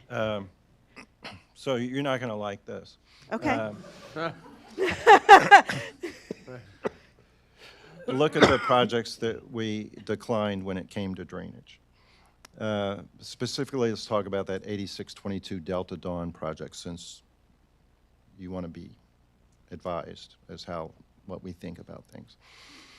That's a project that went around the diamond, I bet, at least 3 times. Again, so what is this project? Delta Dawn, that's in DME. There's a city lift station on the property here at 8622 Delta Dawn. The city lift station is a part of our wastewater utility. It's an area where erosion has caused a large ravine to open up near the lift station. And it was described as encroaching, or potentially encroaching at such a rate that it would ultimately undermine and damage, threaten this very expensive, I presume, lift station. So the first thing that we talked about, that we looked at that 245 number, and we had a discussion that was quite pointed about, well, why is this a general fund project? It's addressing an issue related to the wastewater utility. Why isn't it coming out of the water utility fund? So we got by that by saying, okay, let's half that amount. So now we split that amount between the general fund and the wastewater utility. But then we took a tour, and the people on this committee have more than walking around sense. Some of them are actually accredited engineers. And we're walking the grounds there, and people are looking at the drainage. We're looking at where the undermining is, and we're looking at where the lift station is, and it didn't match up with what we thought the situation was. So at the next meeting, we said, okay, we're not going to recommend this project move forward at all until we get more information about where the water's coming from, where the real damage is, and who's responsible for that damage. Because again, as part of that CDM Smith report, they went into a great detail about sizing up the projects as to where is the water coming from and who's it affecting. So if you have a private situation affecting a private landowner, private to private, that's a whole different consideration. If you have public water impacting a private owner, or water originating in a public facility going over private land and then impacting a public facility. Those are all different scenarios. So again, we said, no, we can't recommend this project go forward at all. And then we found out ultimately that in fact, council had already approved the project as part of this year's budget. So our bottom line is, and it's in the report, and again, Grant and his staff believe that it's a project that should be done this year, because they believe that if we don't do something, the cost of fixing it gets bigger and bigger. Our position was, we believe that the project be deferred until objective data confirms what corrective actions are necessary. And that's where we're at with that one. The second one we declined was at 29314 Sumter Drive. Sumter Drive is the cul-de-sac by which homes that are right across the street, I always want to call it Nooners. It's the what is it called? Fisher's. Fisher's store. Those homes that are kind of on the corner, the first few houses, and there's actually 29314 is actually not adjacent to Ralph Fair Road. It's actually downhill from there. But anyway, in high storm events, high rain events, there are certain conditions which create water runoff. I guess it originates from Fisher's. Its sheet flows across Ralph Fair Road, and it encroaches on those properties there. So there is a project, a part of your CIP, $266,184 to try to correct that situation. Again, the site visit, you go out there and you look at the condition, you look at what you're going to have to deal with there, and it's a pretty complex little situation there, because you have Ralph Fair Road. What do we know about Ralph Fair Road? Ralph Fair Road at some point is going to be expanded. We know it's in the long-range plan that the MPO has. We know that's a competitive process to get the money to actually do it, but nonetheless, this body has expressed support to TxDOT that that project get done. So at some point, that road's going to be widened, and that condition will be addressed during the widening. In the meantime, if we were to do something in an interim, all that work would have to be undone, and it's pretty complicated work because you have utility lines adjacent to that property line. You have more than one right-of-way owner. Forha has a strip that runs through there. You have communication lines that run through there, and you have electric lines run through there. So again, we looked at that and said, based on what's coming, we can't recommend that project move forward. So that's that one. We've already discussed Battle Intense Bridge. So that's where we're at with the drainage projects, which leaves us with the other projects. Those other projects, primarily, there were three. Two of them, they're all three related to buildings. One is the Civic Center, then the Gateway feature, and then the upgrades to Fire Station, the Phase 2 upgrades to Fire Station number 3. Now, that's another example of where the city is already funded, partially funded, in this year's budget, upgrades to Station Number 3. You approved funding for, that provides entry access, and you also provided money for a generator, which leaves undone some upgrades to that building that are related to the interior, their bunk area, and their shower area. Now, we declined this project based on the fact that we knew that underway right now, there is a fire response analysis being done. I'm not sure when that consultant will have the report to council, which will provide some information possibly as to what the future role of that facility might be in our fire response plans. And we thought it'd be prudent to not recommend putting any further money into that facility until it was better understood what role that Fire Station Number 3 would play in our overall fire response system. The other two projects, the Community Civic Center and the Gateway feature, y'all are well aware what the Community Civic Center is. We recommended that the city go through the MDD's grant process for the Gateway feature, which is yet to be well defined to my knowledge, but again, kind of as a number, that $500,000 number is out there for it. And we're recommending that the city apply for a grant to fund the Gateway feature and to supply the delta that might exist between what the Civic Center ultimately costs to not only build, but to equip. So that's an all-in cost that the committee, again, recommends asking the MDD to fund. And the MDD itself collects the sales tax. I believe that the latest balance for them, it was over $2.7 million. And that number is set, projected to grow to around $3.2 million at the end of the fiscal year. So that's where the other projects, that's how we handled those. If there are no questions about that, we'll move on to the funding recommendations themselves. And we've already discussed that the $14 million worth of road projects, we recommend using general obligation bonds for. Why?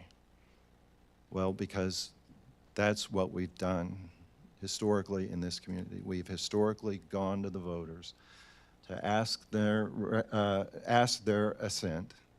consent to get this amount of money to provide our roads. Again, they're primarily capital projects in nature.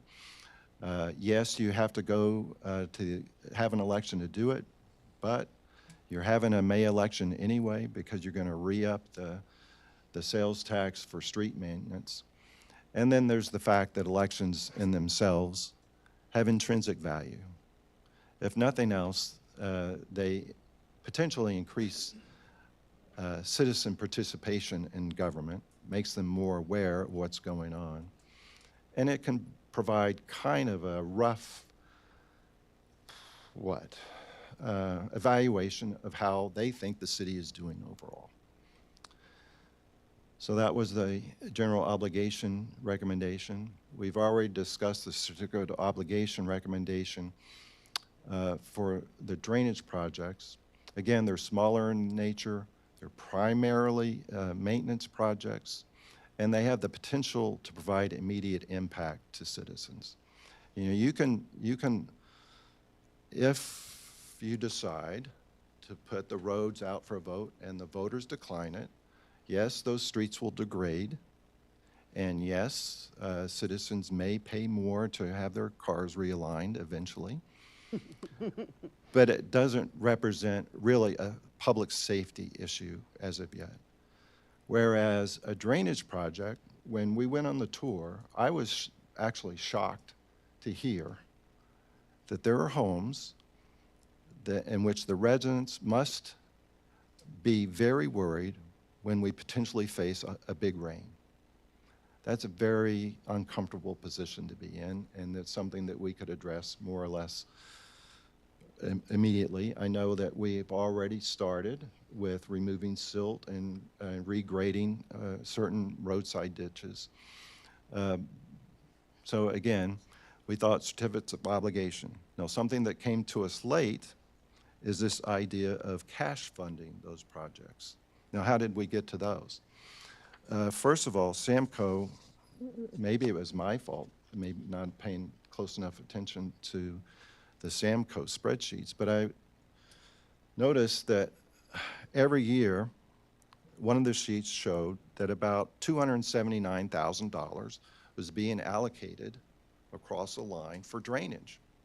And it left a gap of about $500,000, in which the Samco scenario said, well, we'll bridge that gap with COOs. Fine. But we recognize that there's an opportunity for council. Now, Councilman Kerner, we fully recognize the authority of council on all things budget. Every dollar, that's a decision council makes. We don't make it. So we're not trying to make a decision for you, but we're trying to illustrate that in this case, you can bridge that gap with funds that we already have. And in doing so, you eliminate the cost of issuing debt, and you make those projects less expensive to deliver, and you can start delivering them now. So that's those two scenarios, which gets us to, okay, the bottom line. Again, look at the numbers in that slide. You see a number like 0.0166. That looks pretty darn precise. It's an estimate. It's an educated estimate. It's an estimate. So what Samco did, they gave us a spreadsheet. They outlined 3 general obligation bonds, debt issuances, threw in a couple of COO debt issuances, sized that up, grew it, started out with an interest rate of 4% and then stepped that up over time. And they came out that roughly it would add 0.0166, that's 0.01666 cents to the INS tax rate.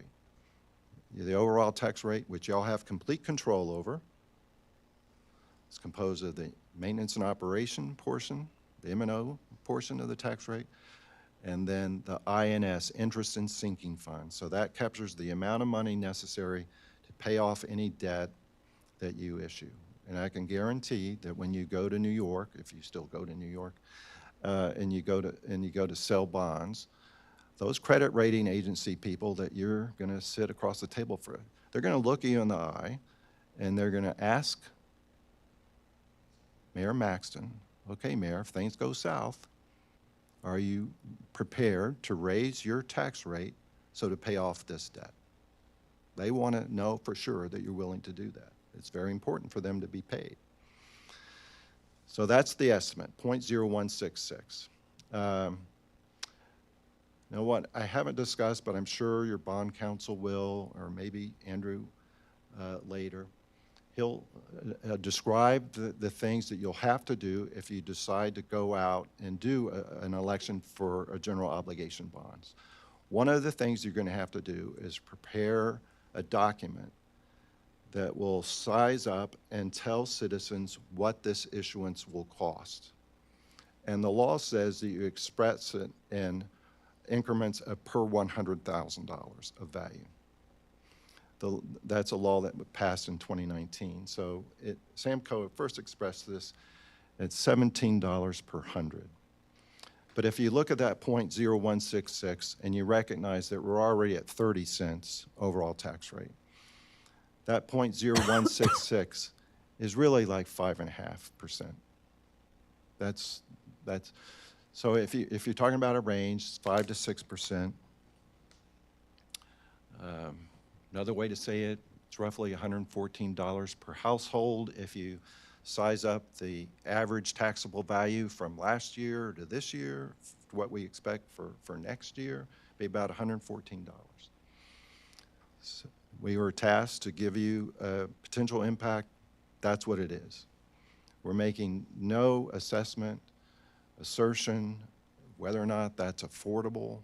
That's, for once, we stayed in our lane. We didn't say it was affordable or not affordable. Something to keep in mind, though.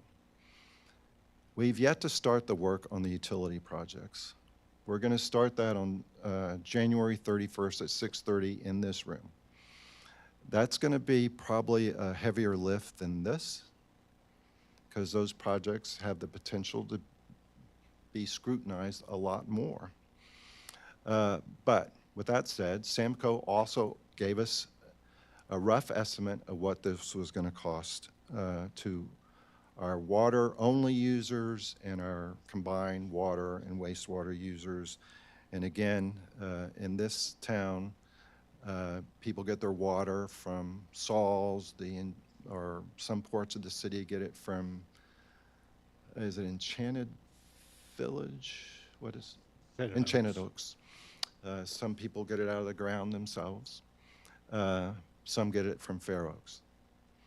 So I don't recall the numbers exactly of the number of people on the water utility, but it represents about 37% of the Fair Oaks utility users. 37% are water only, which means about 63% are water and wastewater. And you see, for water-only customers, you're talking $21 per month. That's at the highest point in that debt issuance. Y'all all know how debt issuances work. It kind of looks like your mortgage stub.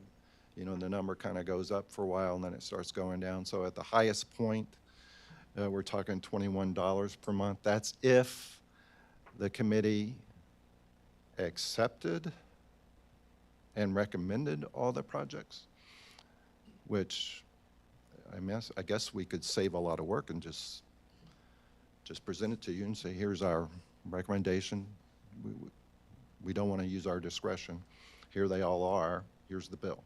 And to water and wastewater users, it's $39 per month. So combined, you can add those two together, and some users would be looking at a $300-some-odd increase annually. Some users would be looking at nearly a $600 increase annually. Again, whether that's an affordable number, we're not saying. So, what have we done? We've told you what we were tasked to do. We finally got around to it.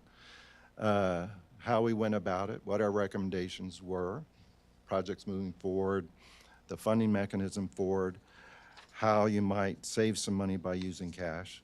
And the last thing we did is make some recommendations. Again, outside our lane. We'll say it. You didn't ask us to do it. It's free. Just think of it as a free add-on. Thank you. The first thing we recommend, and this came from one of our members who actually does this for a living. He builds things. Actually risks his money to build things. He said, you know, I think these drainage projects would be of a nature, would be a good thing. You could bundle those projects, bid them out as a package, and maybe you could recognize some cost savings from that. That's the basis, that's that recommendation. The second point there addresses this issue of whether or not we're going to add shoulders to roads that don't have shoulders. And our recommendation is reconstruct the roads within the existing road footprint, and unless you're otherwise required to do otherwise. There seems to be some discussion about what is required when a city reconstructs a road. You are going to have that discussion. The next point, acquire enhanced traffic analysis tools. That came up in the very first meeting. And when we were talking about roads, one of our members said, well, can we get some data so that when we go to prioritize these roads, we can look at what the actual numbers are. And so we got back some basic counts. Turns out those counts were from 2020, and they were just car counts. We know that the city has the ability to do car counts on its own through use of the police's roadside radar detectors, and those detectors also that are on battle intents. They can count cars as well as determine the speed of the cars. And if positioned accurately and on a timely basis, you can get rough idea of where the traffic's coming from, fairly easy to do. However, there are much more sophisticated tools available out there. We recommend that y'all look at acquiring use of those tools, whether you have to purchase a license to use them, or you can work a deal with a local entity that already has the tools to use them for a short period of time to do some quick analysis. These kind of tools may have helped you recognize when you were talking about the recent road closures. You could readily use these tools to recognize traffic flows. Where does this traffic come from? Where is that traffic going? The fourth item there is speaks to this, creating dedicated maintenance accounts to address ongoing maintenance needs. John Guidry wrote up a really nice memo that's part of the appendix in which he describes how that might be done. The next one is something that y'all are really trying hard to involve the public, and we're just encouraging you to continue to do that in all phases of these capital projects, including their design, what goes into them. Again, y'all made a great effort when y'all were talking about the Dietz Elkhorn work. So both the design and the funding decisions. That's something that the city has historically done. And finally, we're offering ourselves up to work in some follow-on capacity. We already have, as part of our CIAC authority, to play some role in the delivery and oversight of water utility projects, but we haven't been given that authority for general fund projects. But we want to be of help if y'all so desire outside help. We're willing to provide help. The thing that we offer that you can't get from a consultant is that we can give you our honest recommendations. We're not looking for a recommendation from someone for our next job. So that's it. Thank you for your time. Happy to address any questions. Yes, sir. Ted, I just want to say, from my perspective, I really appreciate the fact that you guys did this independent review and you assess things, as an entire basket. Whether it was on the CIP or not, you said, here's some things that come up. So I appreciate having a third eye on this thing, someone outside the staff, someone outside the council. So you're bringing it to us. That's a lot of research, a lot of work that you guys did. And I think it's a great benefit to us as a council, all this work done. And the other thing that makes a good point is the fact that you've got on your group, your team is citizen input, which, like you said, comes direct, to us, so we get that direct feedback. And probably in looking at all this, I look at this too, like in my own personal life. We got all these projects at home that we need to fund. You got to buy cars, you got to buy air conditioners, whatever. But there are times that makes sense. There's times you borrow money. There's times you don't borrow money. And so I think that the care that you guys gave to be careful about the tax rate was outstanding, because I think as everything has gone up, our job as a council is to ensure that we watch over the taxpayer and use our money wisely and not overuse it. So just from my personal standpoint, I want to say I thank you for this work. And even though these recommendations may have been a surprise to some of us, I was glad when I read all through this, you had done a good job logically assessing it, and then you're making recommendations that we will ultimately make a decision on. So I just want to thank you for that from my perspective. Had a great team. All right. I just want to say one other thing, just to piggyback off that. What people may not realize is this committee met several times over the last several months, and every meeting was about half a day, if not longer in some situations. A lot of time was volunteered by everybody on this committee, people who have their own lives to tend to and their own jobs and things like that. And so it was a very commendable effort by the committee to do what they did, and appreciate very much everybody who was on this committee and all the time they sacrificed to do this. Thank you. And Seth was an amazing chair. I think y'all, in some of the discussion, you've gone above and beyond. And I would say that, you know, in Laura's comments, what she brought up, you know, we asked you to do, maybe look at X, maybe we didn't explain it well enough, and interpreted, you looked at this, and looked at multiple comments. And what Keith brought up, you know, good points. What y'all have done is, in an effort, gone above and beyond. But I also take it as a perspective of residents. You are residents of Fair Oaks Ranch. And so you took it from that perspective of what you would want to see, assuming that other residents would want to see the same, in how we put this information together. Great comment about what was on the CIP and what y'all looked at, and honestly, what Laura brought up. I mean, do we need to relook the CIP? We should, Well, based off of this recommendation. I mean, y'all have done the thorough analysis on this, and maybe it is time that we take the recommendations that you've provided and we do compare that to our current CIP and see if there are any adjustments that we need to be made. And I agree with what Emily said. I did sit through some of your meetings, sat through all your meetings. Y'all did have some pretty thorough discussions about all the projects. So ultimately, you took it very, very seriously of what you were charged with to do. And so you went above and beyond.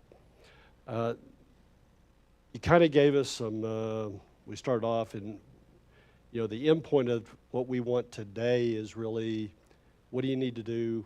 What are the next steps? And so we've talked about the drainage projects, and the recommendation is COOs.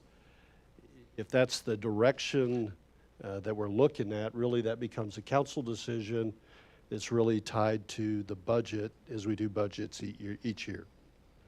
And so really what we're looking at right now is probably the roadway projects. And if we're going to push forward to a bond for the election in the May timeframe, and if that's the direction we want to go. In that, you provided the list of we had the 4 projects that you recommended. Were they in a priority effort? Yes. Of what you wanted? The only piece of information related to that I would like to see is maybe what the full reconstruction effort of Ammon Road would be from the northernmost 90-degree turn to Rolling Acres. I think that is, you understand? Huh? So you're turning right onto Rolling Acres from Ammon Road. You're softening the curves. You're doing the low water crossing on at the upper end of Ammon Road where unnamed tributary goes across. I think what you're talking about would be from on Ammon Road, going east to, or that position of the road between Rolling Acres and 3351. That piece. I'm not following that. So the piece that I'm talking about is from the northernmost turn. Okay. The Kendall County, right. Fair Oaks Ranch. You come down, you make the turn, and you stop at Rolling Acres. Oh, okay. And I think what was originally considered in the whole reconstruction was to go all the way out to That's true. 3351. City limit to city limit. What would It was just city be? limit. Yeah. Our city limits don't extend all the way to 3351. It's a Right. quarter mile, but yes. I don't know, and I saw some of me personally, I saw some of the justification, and we don't know what's going to happen to the future of Ammon Road. I agree with that. And somewhere I believe that portion of Ammon Road that I just described, it's in the city limits, so we have control over it. And I believe that portion of Ammon Road will probably stay for some time, if not forever. And so if we're looking at reconstruction projects and really as a bond and what we're going out for, and we've listed it as our number 2 project, I guess I would like to see that instead of just repairing the road, that we make the effort to reconstruct and build a quality road within our city limits, just like we're going to look at with Dietz Elkhorn. So we're just changing the limits. Other than that, I don't know, you were very thorough. To go back to the drainage, yes, we say COOs, but we're really saying in this instance cash, because again, we're already yearly laying out close to $278,000 a year already for drainage projects, and if all we have is the delta of 500, you have a unrestricted reserve right now of over $800,000. So you could fund the whole deal. Now there's a certain amount of work that Julio can rationally deliver over a year, and maybe we're beyond that. But again, if we bundled the projects, maybe we could get a private vendor underway sooner than next budget cycle. I don't know. That's, Okay. again, something for y'all to discuss. Well, again, you went above and beyond. You provided multiple means of either cash flow, certificate of obligations, or way that we can bundle these to find a solution to meet the demands of our drainage projects. And kind of came out is that, these have been in our CIP since I've been on council. And we are finding ways, looking for ways to address each of these. And you even made comment, yes, we do have residents that have their houses flooded as a result of some of these drainage projects. Or their property damaged, or Right. their pools damaged. We have examples of all that around the city. Sure.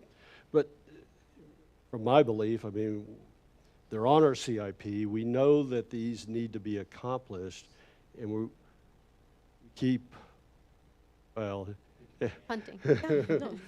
pushing the pile down the road, or, we're not getting to it. They've been in development since 2017 at Right. least. So I appreciate it. And again, your report is very, very thorough. Your presentation tonight was very, very thorough. And I appreciate the time and effort that you've put into this and how seriously you and the committee have taken on the development of what y'all presented today. So given that, have we provided you what you need to come back? I didn't hear anything that sounds like Seth. It sounded to me like Grant. Okay?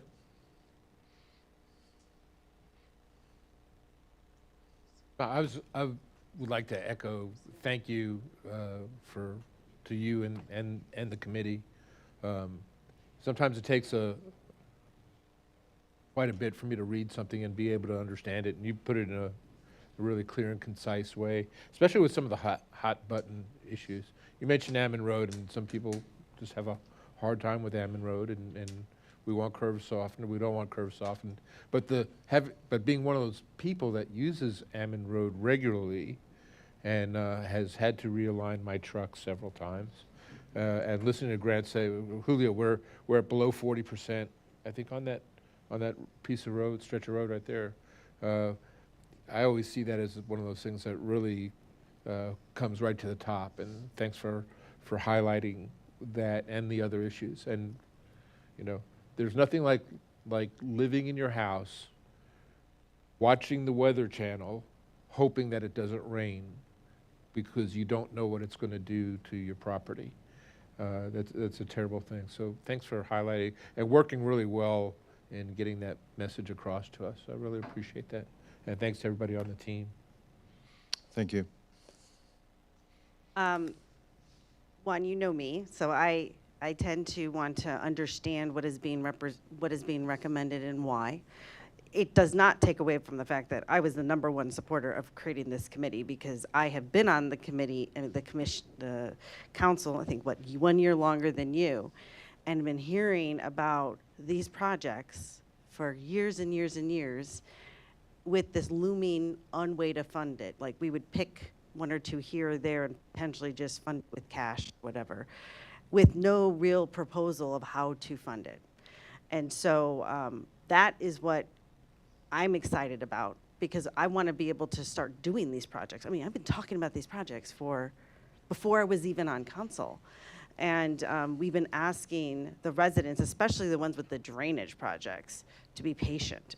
First, we have to get the tool, then we have to model everything, then we have to estimate the projects, then we have to so we've been doing this for a while, and we're finally at the execution phase, and I appreciate it.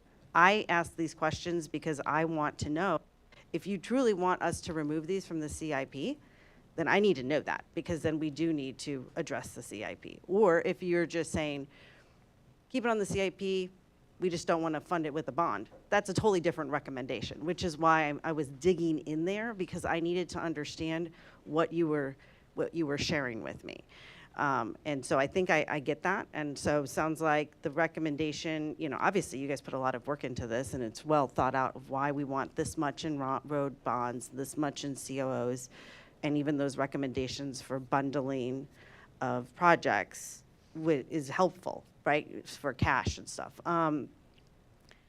For the COO for the drainage, did you guys put together timing on when each one would, like, when you would do COOs, or would they be all of them together in one big one? Like, when you say bundle, do we know, like, are they all bundled, or would it be groups of bundles? Well, again, that's something that you'll want Samco to do if you decide to go down the route. Again, something that we're not recommending that you debt finance all the drainage projects when there's cash available. Okay, so that's the key thing to pull out of that, is you added that or cash, so that fund as much you can with the overage or whatever we have. What the report, I think, says, in this instance, because of what we've seen already modeled, you only have a $500,000 gap to fund the complete $2.2 million. Got it.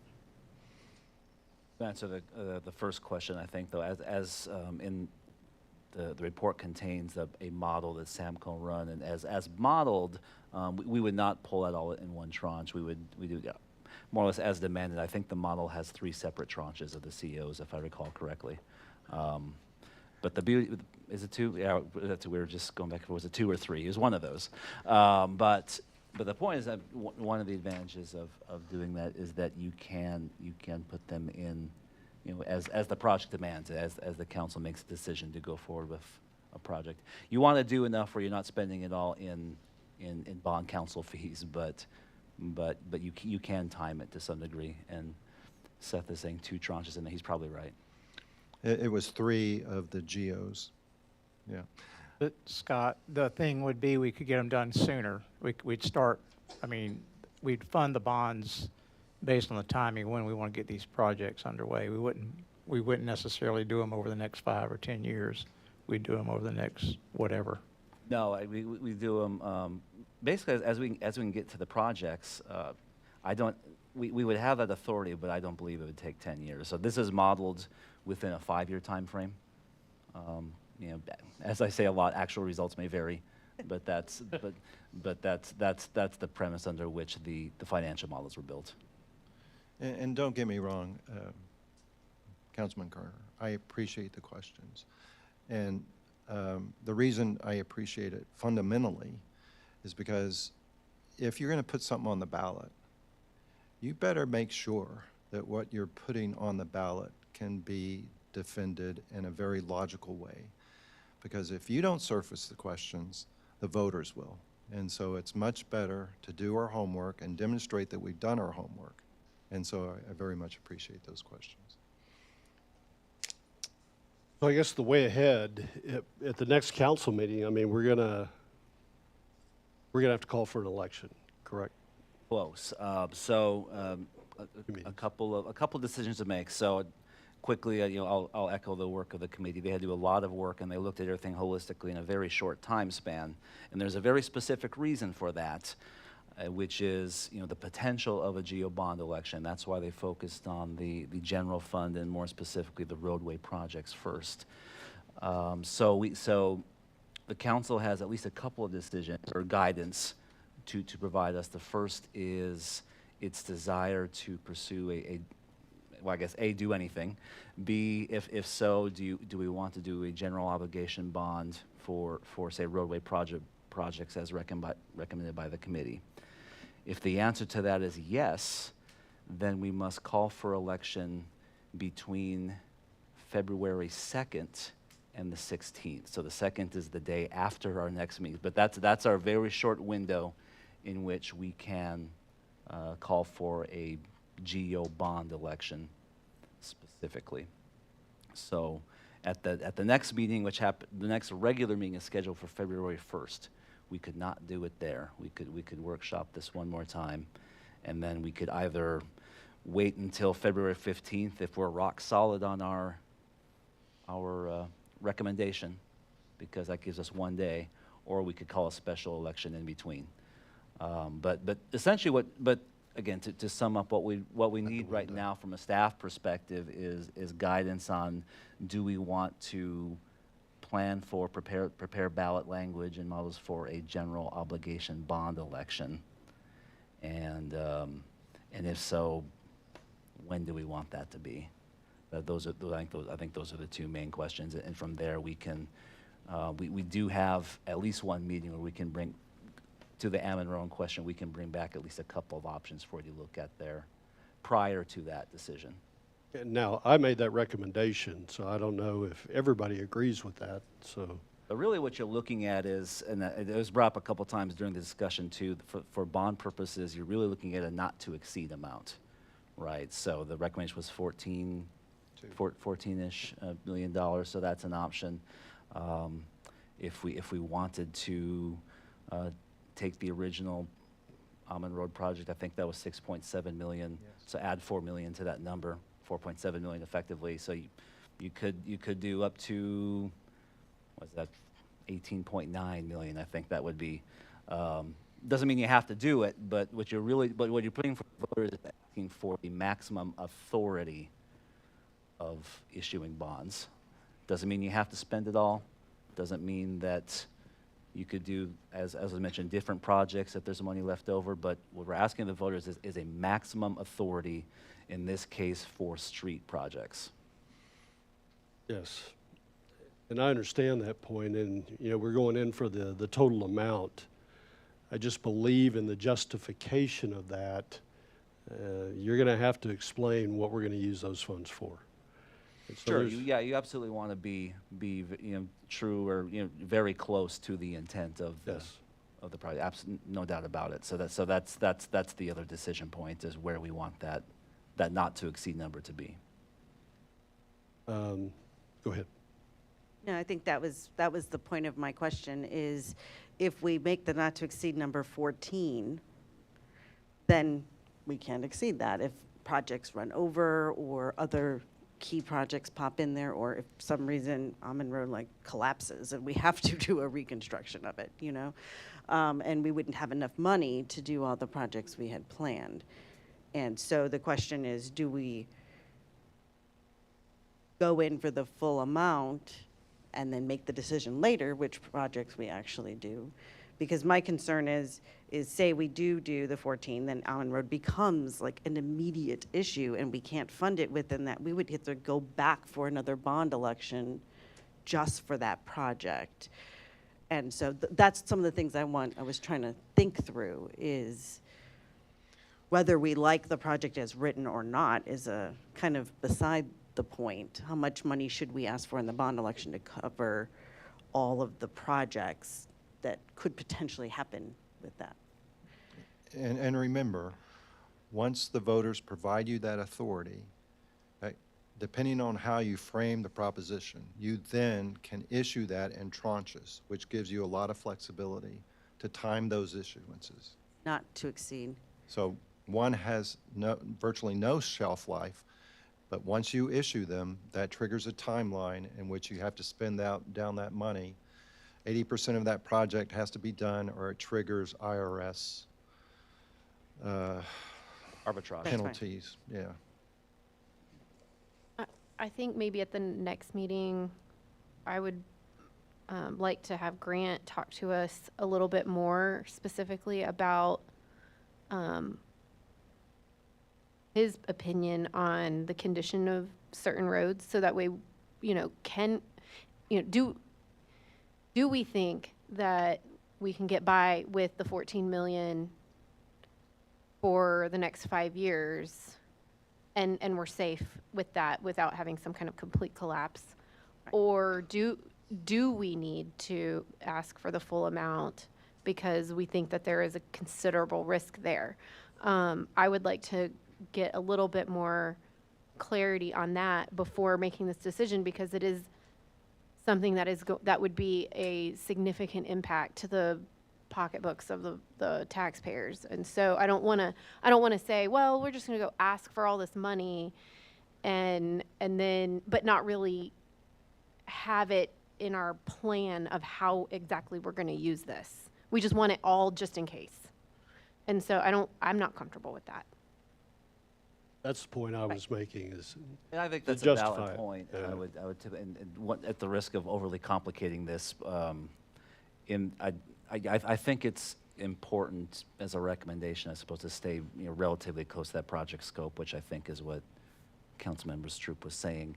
In that unforeseen or calamitous situation was described, keep in mind too that the council still would have the option of issuing COs for such a project, subject to referendum, as Mr. Mitchell said, but the intent of a general obligation versus a certificate of obligation, they're virtually identical instruments. The difference really is getting the voter buy-in, the approval through the general obligation process. But functionally, CEOs work the same. They have the same interest rates, same terms, do not require an election. It's just something that council can do more freely, but subject to referendum. So given what we've gone through tonight, I'm in favor of moving forward and looking at what we would take to call for an election related to this bond program. And so, with that, I think what Emily mentioned and some of what I was looking for, if we could get a little bit more clarity, I guess, on each of the projects, maybe cost, just so we have, and I provided some guidance on what I was looking for. If everybody agrees with that, we can move forward with the total reconstruction as an alternative to what was been presented. Okay. Yeah, just that. Well, I'd like to do at the next regular meeting, if the council works, is to focus specifically on the roadway projects, since that will be the bond proposal on those 4 projects. I heard at least a couple, maybe 3 possible options for Almond Road. We could talk about the other ones as well, and we'll bring that to you along with the recommended bond language. So you'll have that at the workshop. so that we're prepared, whether it's February 15th or sometime in between there, to recommend going forward with the bond language at that time. So that's what we would like to do, if that works for you. Sure. And when we make the decision to call for the election, how much detail do we have to have in that request? Do we have to say 14.2 million is what we're requesting as part of the, or can we, just like a city council election, we are just requesting a ballot for the bond election? You do have to list an amount. Okay. I believe there's a term, although it's probably a lot longer than we need, and you have to specify the type of project, which in this case is roadways. Okay. Will look substantially similar to that. So it would just say roadways for So $14 roughly million. speaking, authorizing a general obligation bond of $14.2 million for roadway projects to be issued over the next 10 years, something like that. No pressure, Grant. My Then you belief, can execute. yeah, my belief is that we could probably get through this with the scheduled council meetings. We'll have a better idea once we get through the 1 February meeting with the information that you can bring back. But my take is from that, we could probably, make the determination of what information needs to go in for calling the election for the bond at the 1 February meeting and bring it back for the election or for a consideration item on the 15th. And I firmly believe we can get there. I guess I have to throw out the caveat that if we don't arrive to a decision on the 15th, we won't have time to call another meeting. So I just want everyone to be aware of that. I think we'll have a better idea after the 1 February I think we'll be meeting. okay, but Right. keep that in mind. Good? Good. Thank you. Yeah, you deserve a you, lot. sir.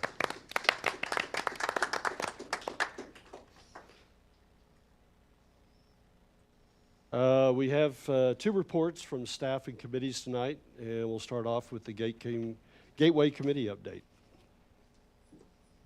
Pretty hard to go ahead and follow that. So. Right? No, we're going to put them up here. Oh, okay, perfect. Miss Amanda, can you bring up the slides for me? If it's okay, I'm going to just do it from the dais. So the Gateway Committee, this is a follow-on to the report from last meeting. We've been busy coming up with some ideas for what our entrance to the city should look like. Now, if you remember, one of the things that we had talked about would be that we want to incorporate the history of the ranch.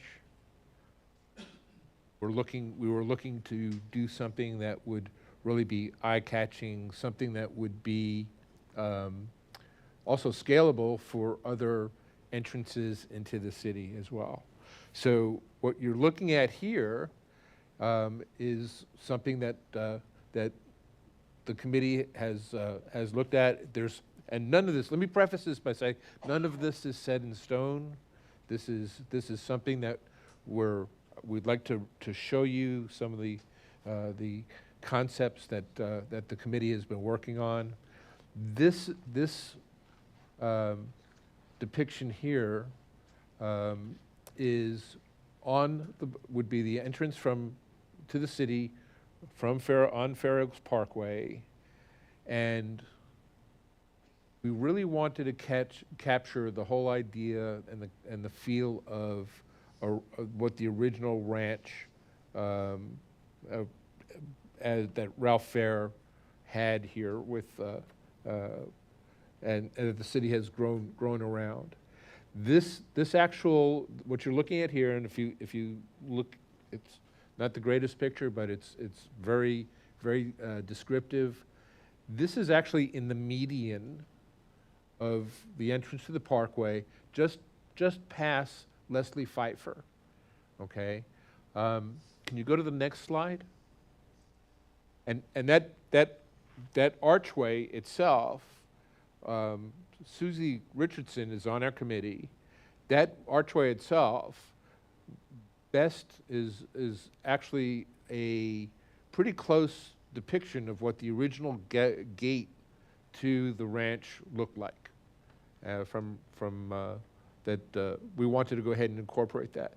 So if you see, okay, so this is Leslie Pfeiffer, and we're bringing the archway, the gateway, back past Leslie Pfeiffer because it's also an entrance to the city as you come down Leslie Pfeiffer and make that right onto the parkway. But if you'll notice, can we increase that any? Bring it a little, make it a little larger. If you see in the median prior to Leslie Pfeiffer, you'll see some fence type posts that are placed so that when you drive into the city, you start to get a feel for a ranch type feel. They cut that out of this picture. Oh, no, it's at the top. It's at the top if you scroll up a little bit. Can you There we go. That's the there side you view. go. Oh, Yep. So if you look up at the top, those cows that are there are actually what Ralph Fair used to raise here at the ranch. They're polled Herefords, and it's statuary that would be out there, placed at different intervals. The fencing is not one continuous piece of fencing. It would be the concrete type fencing, so that people, you can get across the median.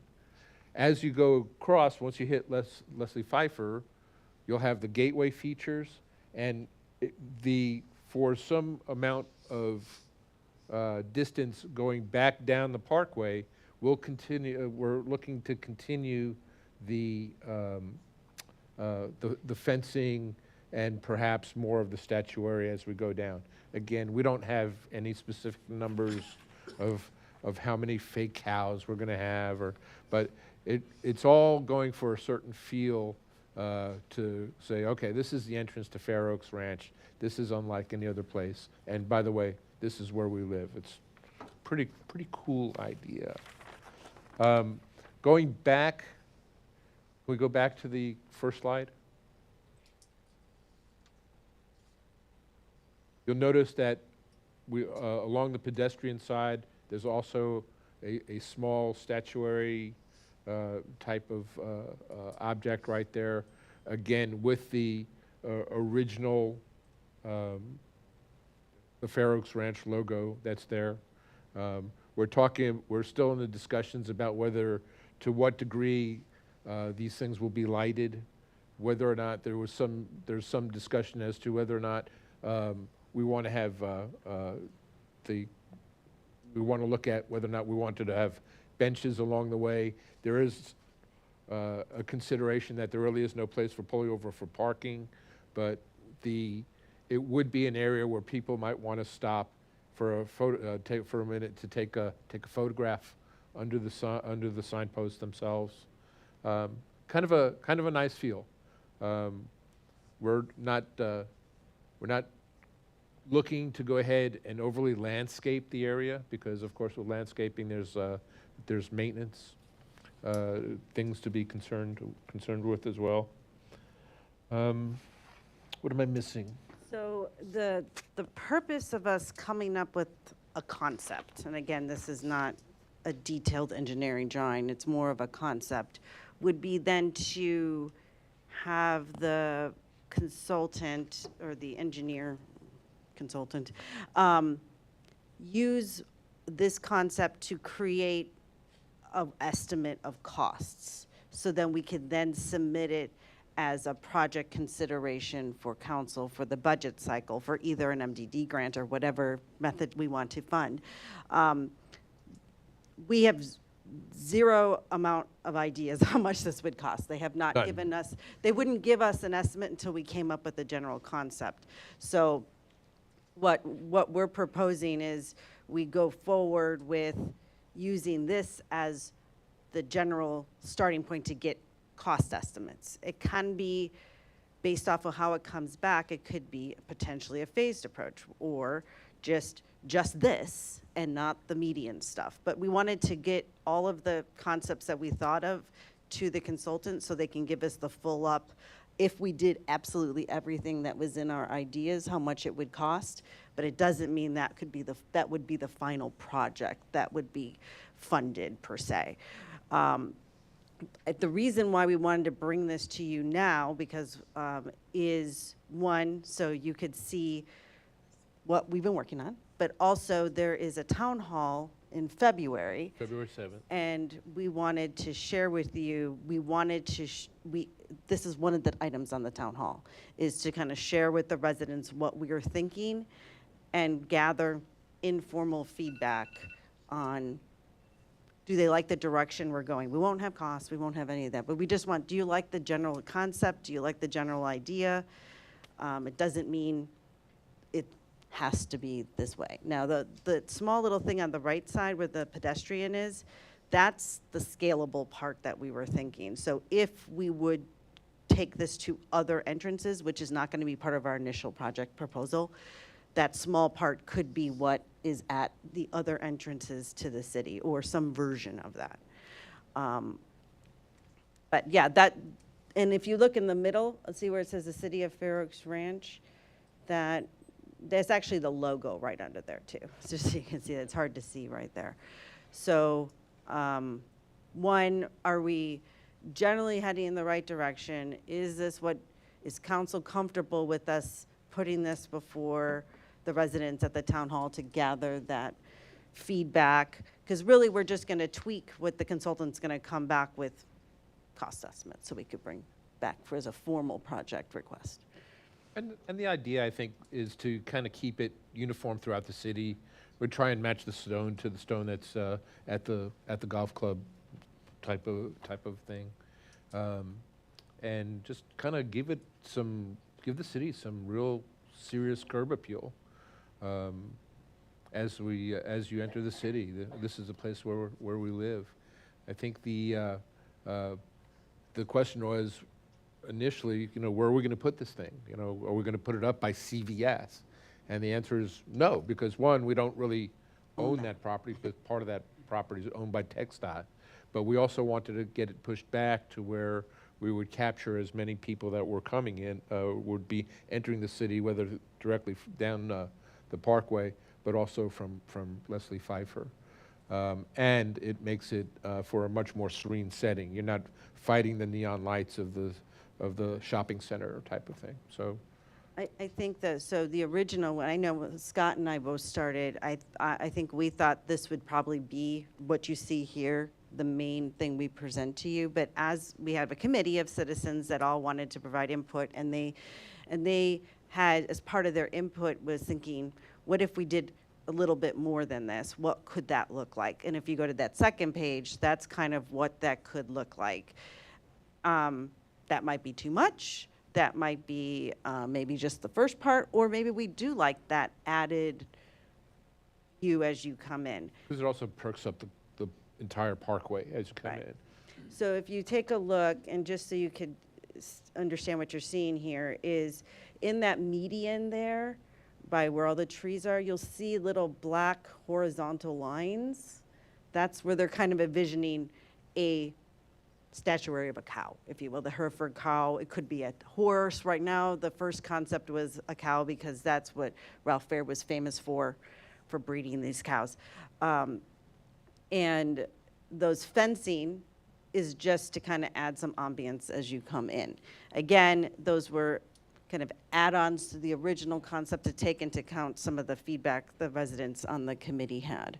And that's obviously up for discussion. We'd go to the town hall and kind of get everybody's opinion on it. And they might say, we love the cows, or we don't like the cows, we want horses, or whatever. And then we didn't want I guess some discussion was, well, the people on the other side of Leslie Pfeiffer, well, we're left out. Well, no, because we're able to Right. give you that feeling as you come up.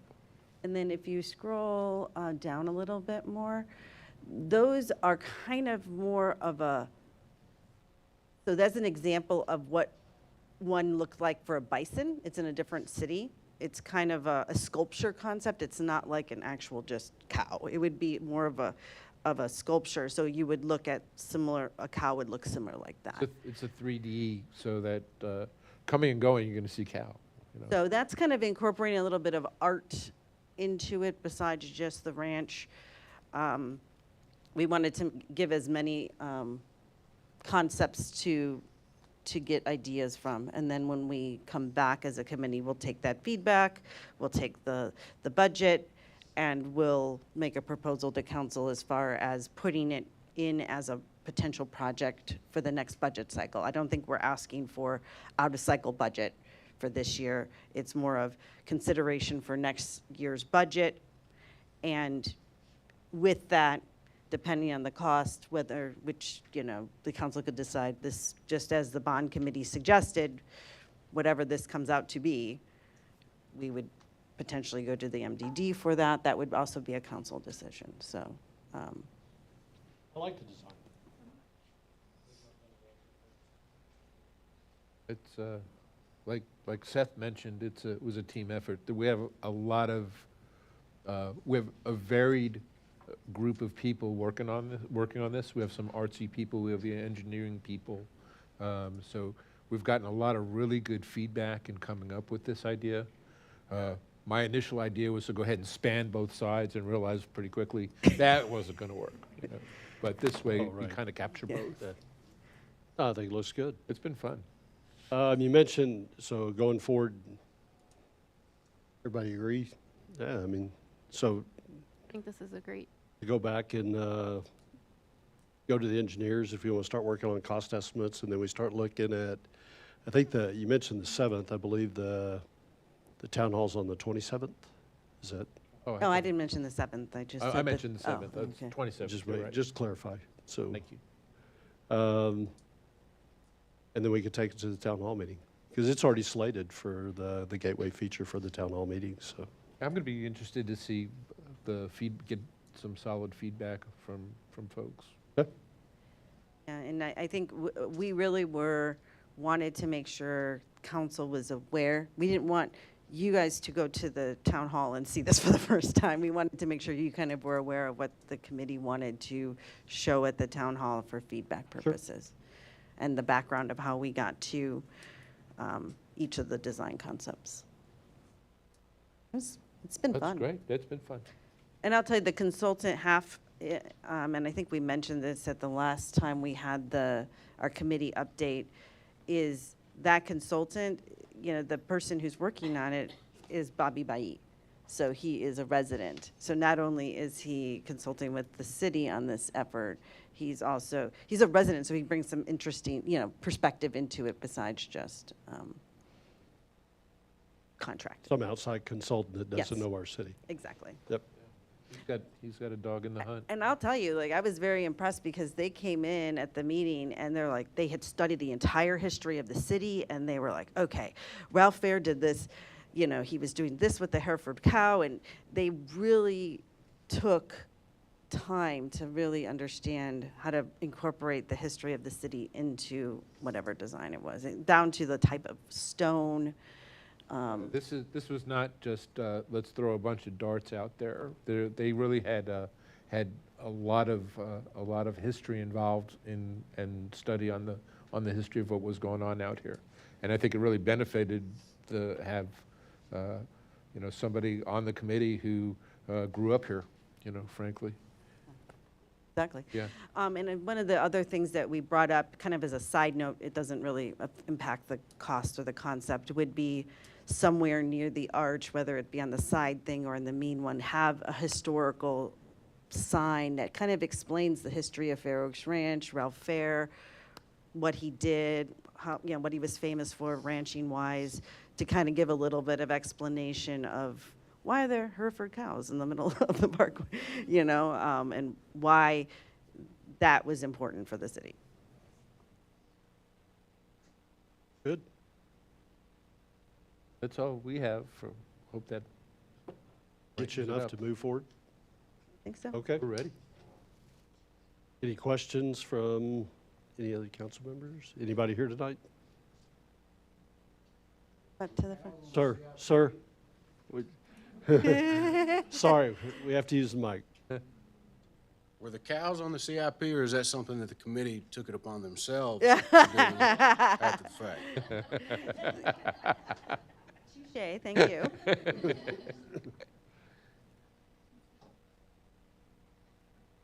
Anything else? Okay, we can move forward to our second update from staff, update regarding the UDC policy amendments. And I'll turn this over to Lee. Yes. Adjust this mic because I know I got in trouble last time. Okay, can everybody hear me all right? Okay, good evening, council members. My name is Lee Muniz. I am the new manager of engineering services. I'm here to provide you an update on the process of evaluating the UDC policy changes. So on November 16th, Commissioner David Horwath provided staff members with a spreadsheet that included all the UDC red line policy changes from chapters 4 through 9. In the spreadsheet, each of the policy changes had a recommended category. Staff members determined that the content of a handful of the categories could be grouped further. The first one is the subdivision design, which includes policy changes for impervious cover, lots, streets, and easements. The second category is infrastructure, which includes policy changes for, excuse me, which includes policy changes for traffic safety, water quality, bonds, stormwater, floodplain, utilities, wastewater, and water. In total, there are 16 categories: conservation development alternatives, CDA, low impact development, LID, setbacks, mixed use village, screening, drive-through, hill country aesthetics, trees, building design, building standards, landscaping, conditional use, table 4.2, parking lots, signs, subdivision, and infrastructure. Staff members reviewed the categories presented by the P&Z and developed a document to help show how many policy changes each category had and the chapter location of each policy change. This document also included a column to prioritize each of the categories. On December 14, 2023, the P&Z held their monthly meeting, which staff presented a workshop that included the documents mentioned above. The workshop involved the P&Z to determine the prioritization of each of these categories. A minimum of 5 categories would need to be prioritized. The criteria for prioritizing the categories was determined to be the complexity of the UDC revision. The P&Z felt that if the content of the change in the UDC policy was not complex or detailed oriented, then it would create a faster turnaround regarding the policy change to get adopted. The P&Z ranked 10 of the 16 categories and are as followed, ranked from 1 to 10. Subdivision design, infrastructure, drive-through, parking, building standards, building design, landscape, hill country aesthetics, table 4.2, and mixed-use village. The remaining categories would be prioritized at a later date. The P&Z recommended that the first categories to be presented to the City Council would be the top 3 categories, which are subdivision design, infrastructure, and drive-through, and include 22 policies. The P&Z then recommended the next 5 prioritized categories be up for recommendation following the first 3, which include parking, building standards, building design, landscaping, and hill country aesthetics, and include 19 policy changes. The last set of prioritized categories would consist of Table 4.2 and mixed-use village, and include 15 policy changes. Staff then continued to evaluate the 22 policy changes that were the top 3 categories. During this evaluation, it was determined that 7 of the policy changes were clerical in nature. Therefore, staff removed them from the list of policy changes to recommend to the City Council. Staff felt that since they were clerical changes, there was not a need to continue to review the policy change by the P&Z and City Council. The refined list was presented to the P&Z monthly meeting on January 8th as a workshop to further discuss the content of the policy changes. The P&Z had additional questions and recommendations for a few policy changes that the staff members are currently addressing. Upon completion of the recommendation, the top 3 categories will be presented to the P&Z for final approval and recommendation to the City Council. And that's all I have. Questions? Questions from anybody here? All right, thanks, Lee. Mr. Mayor, if I may, just one Can. item for process going forward. So yeah, Lee provided you basically the scope of work that the Planning and Zoning Commission is undertaking over the next several weeks and, well, months. They meet monthly. What I want to clarify with the council is how we want to bring those work products back to you. So, as was mentioned, the commission is finalizing its first set of categories, hopefully at the next meeting. At that point, our intent is to bring those same categories to you in a workshop fashion. P&Z will go on to the next slate, and we'll do the same as we go forward. So that, as we talked about at the beginning of this new process, both bodies will see the policy changes as they're being developed. Don't intend to do a public hearing and a new ordinance each time a policy slate is workshopped and agreed upon. We plan to do that either in a couple of chunks or maybe one chunk at the very end, which could be another 10 to 12 month process as we go through all these process. But I just want to let you know that our intent is for have the P&Z finish their work on each topic, bring it to you for revision as needed, and essentially put those to bed before we come back with a final product. So this is the order in which they plan to do it. If you have any recommendations for how they approach that work by topic or how we bring that back to you, that would be the guidance that we need. But that's the plan. I like the plan. The only piece that we've discussed is that as we look at each of the policy changes that are being recommended, that we describe it in a manner of what is the issue or what is it that we are trying to fix, and not that we're just bringing policy changes that we've identified for review forward. We've identified a certain issue that we addressed with it, and I think that's what would start off each of the recommendations for policy change. And talked about that at great length, yes, sir. Okay.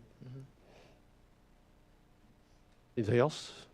I like that approach, especially since, we'll put it all in a chunk and do one big delivery either every 6 months or every 12 months, just because it takes a lot from both staff and from the residents to absorb. Yes. I think as we start doing this and kind of get an idea of how significant some of these changes are, at that point we might want to make a recommendation of, okay, this is enough for a release, if you will, because the concern I have is having too much change in a release so that it could be absorbed by the residents in a public town hall. So we'll have a better idea once we start seeing what they are. I can't, Good. I like it. All right. That completes the items that we had on the agenda. We'll move into announcements. Does any council member have any announcements that they'd like to provide tonight? No? I always bring a couple just in case. Roxy's sitting in tonight as our attorney because Dan Santee couldn't make it tonight. But I did have an announcement related to Dan Santee, that he was recently made a partner with his firm. And so I wanted to publicly congratulate him on a pretty monumental accomplishment. And if you could please pass it on to him, that I will absolutely relay that to him and tell him to look at it on YouTube as well. Second announcement I have, City of Fair Oaks Ranch activated its Emergency Operations Center over the cold spell that we had starting Sunday through Wednesday. And that was to be prepared for any emergencies that we're going to have and respond to the significant cold temperatures. We did have public works crews on standby each night, and the police were continuously monitoring the situation throughout the city over the four-day period. We did have city crews out treating roads for the first 2 days, Monday and Tuesday. We did have a power line that went down on Pimlico on Monday morning.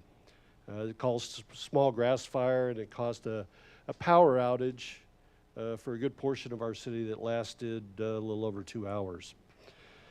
And additionally, as part of this operation, we were able to distribute multiple messages to residents, relaying out road conditions and possible issues to be prepared for the upcoming weather as we hit a rock bottom cold spell on Tuesday morning. Would like to thank all of the city individuals that participated part of this and that spent the night up here, several nights in a row, to ensure that our residents were taken care of. And I talk about the messaging that we put out from the city, and we did put out a lot of messages. And it helped us to make it through this event, but there is another emergency that's on the horizon. I don't know what it is. I don't know when it's going to happen. But as part of this, one of the keys to any emergency situation is our ability to communicate with residents. And the City of Fair Oaks Ranch distributes its information through Notify Me, which is our routine and messaging service, and Regroup, which is our emergency message system. Both of these messaging services that residents can use, they have to sign up for them in order to receive the messages. And the sign up is available on the main page on the city's website. If you can't find that, just call City Hall and we can walk you through it step by step on how to sign up for these services. I just want to reiterate that how important Regroup is our emergency notification system when the next emergency is going to happen. And we can't wait until it happens and start getting sign up. We need individuals to start signing up now. The City of Fair Oaks Ranch will have our State of the City on the 7th of February. Tickets are available here at City Hall. They're $20. As part of that, you get a dinner and get to listen to the presentation. It'll take place at the Fair Oaks Ranch Country Club in the main ballroom on the 7th of February, starting at 6 p.m. and will be done in 2 hours, and we'll be out by 8 p.m. We talked about the town hall meeting, which is on February 27th, and that will cover the community center and the gateway feature. And then last message I had, bulk trash pickup, we're almost done. We've completed 2 weeks. We have one more week of it left next week, and they'll be picking up in Sector 3. Got any other announcements? Mr. Mayor, just quickly echo on the winter storm comments. I want to thank all the folks on the city staff who participated in that. I got to ride along with the maintenance crews on Sunday. They did a fantastic job. I was in a warm vehicle while they were going along. Some of them were not. I loosened some salt. That was about the extent of my contribution, but they did a fantastic job in a weather pattern that came up on us even faster than we were expecting it. But the same, our EOC, our PD staff are monitoring it, communicating with myself constantly. Out patrolling, taking care of the minor traffic issues that we had, and overall great job. Maintenance and utilities were here overnight for 2 nights straight, just in case something came up. So just a fantastic job by the whole staff. And quick announcement: we sent out the web notices yesterday, but council elections are coming up. Candidate filing officially opened yesterday, Wednesday, January 17th, and the mayor and place one are the positions up for election on the ballot in May. That's all I have. Thanks, Scott. Is there any council member that has any item that they would like placed on a future agenda? Nope. All right. We will be going into executive session tonight pursuant to Section 551.101 of the Open Meetings Act. Texas Government Code, a quorum of the governing body hereby convenes into closed session. We'll do this under 551.071, consultation with an attorney, to cover the received legal advice from a special counsel and the city attorney regarding the city's groundwater rights. Also, the City Council will meet in closed session pursuant to Texas Government Code Section 551.01 to consult with legal counsel about pending or contemplated litigation, to wit, former Officer Evan Downey, F5 appeal proceedings. And also, the City Council will meet in private consultation with legal counsel to seek the advice of its attorney pending or contemplated litigation or settlement offer, and/or on a matter which the duty of the attorney to the governmental body under the Texas disciplinary rules of professional conduct of the State Bar of Texas conflicts with Chapter 551 of the Government Code, to wit, Richard J. Davila Jr. versus City of Fair Oaks Ranch. And we'll also be going in under 551.074 personnel matters under performing the annual evaluation of the city manager. And Amanda, I have the time now is 9:25, and we are going into executive session. And I anticipate about an hour and a half in executive session.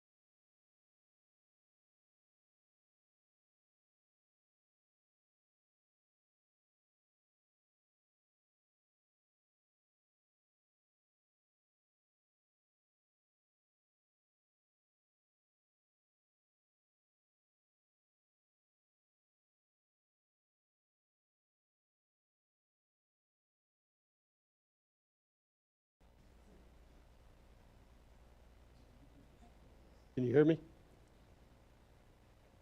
All right. Hear me now? Amanda, I have the time now is 11:24, and we are back in open session. We have one item to consider that came out of executive session. And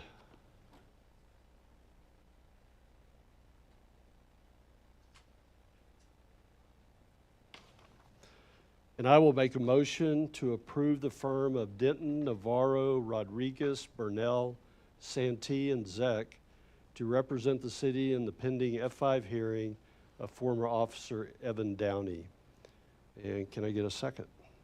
Second. From Scott? Any other discussion from council? Motion on the table. All in favor, please say aye. Aye. Any opposed? The motion is approved. Amanda, anything else that we missed or anything else we need to do tonight? And Scott, anything from your standpoint or anything else we need to cover? No, sir. All right. Then Amanda, I have the time now is 11:25 and we are adjourned.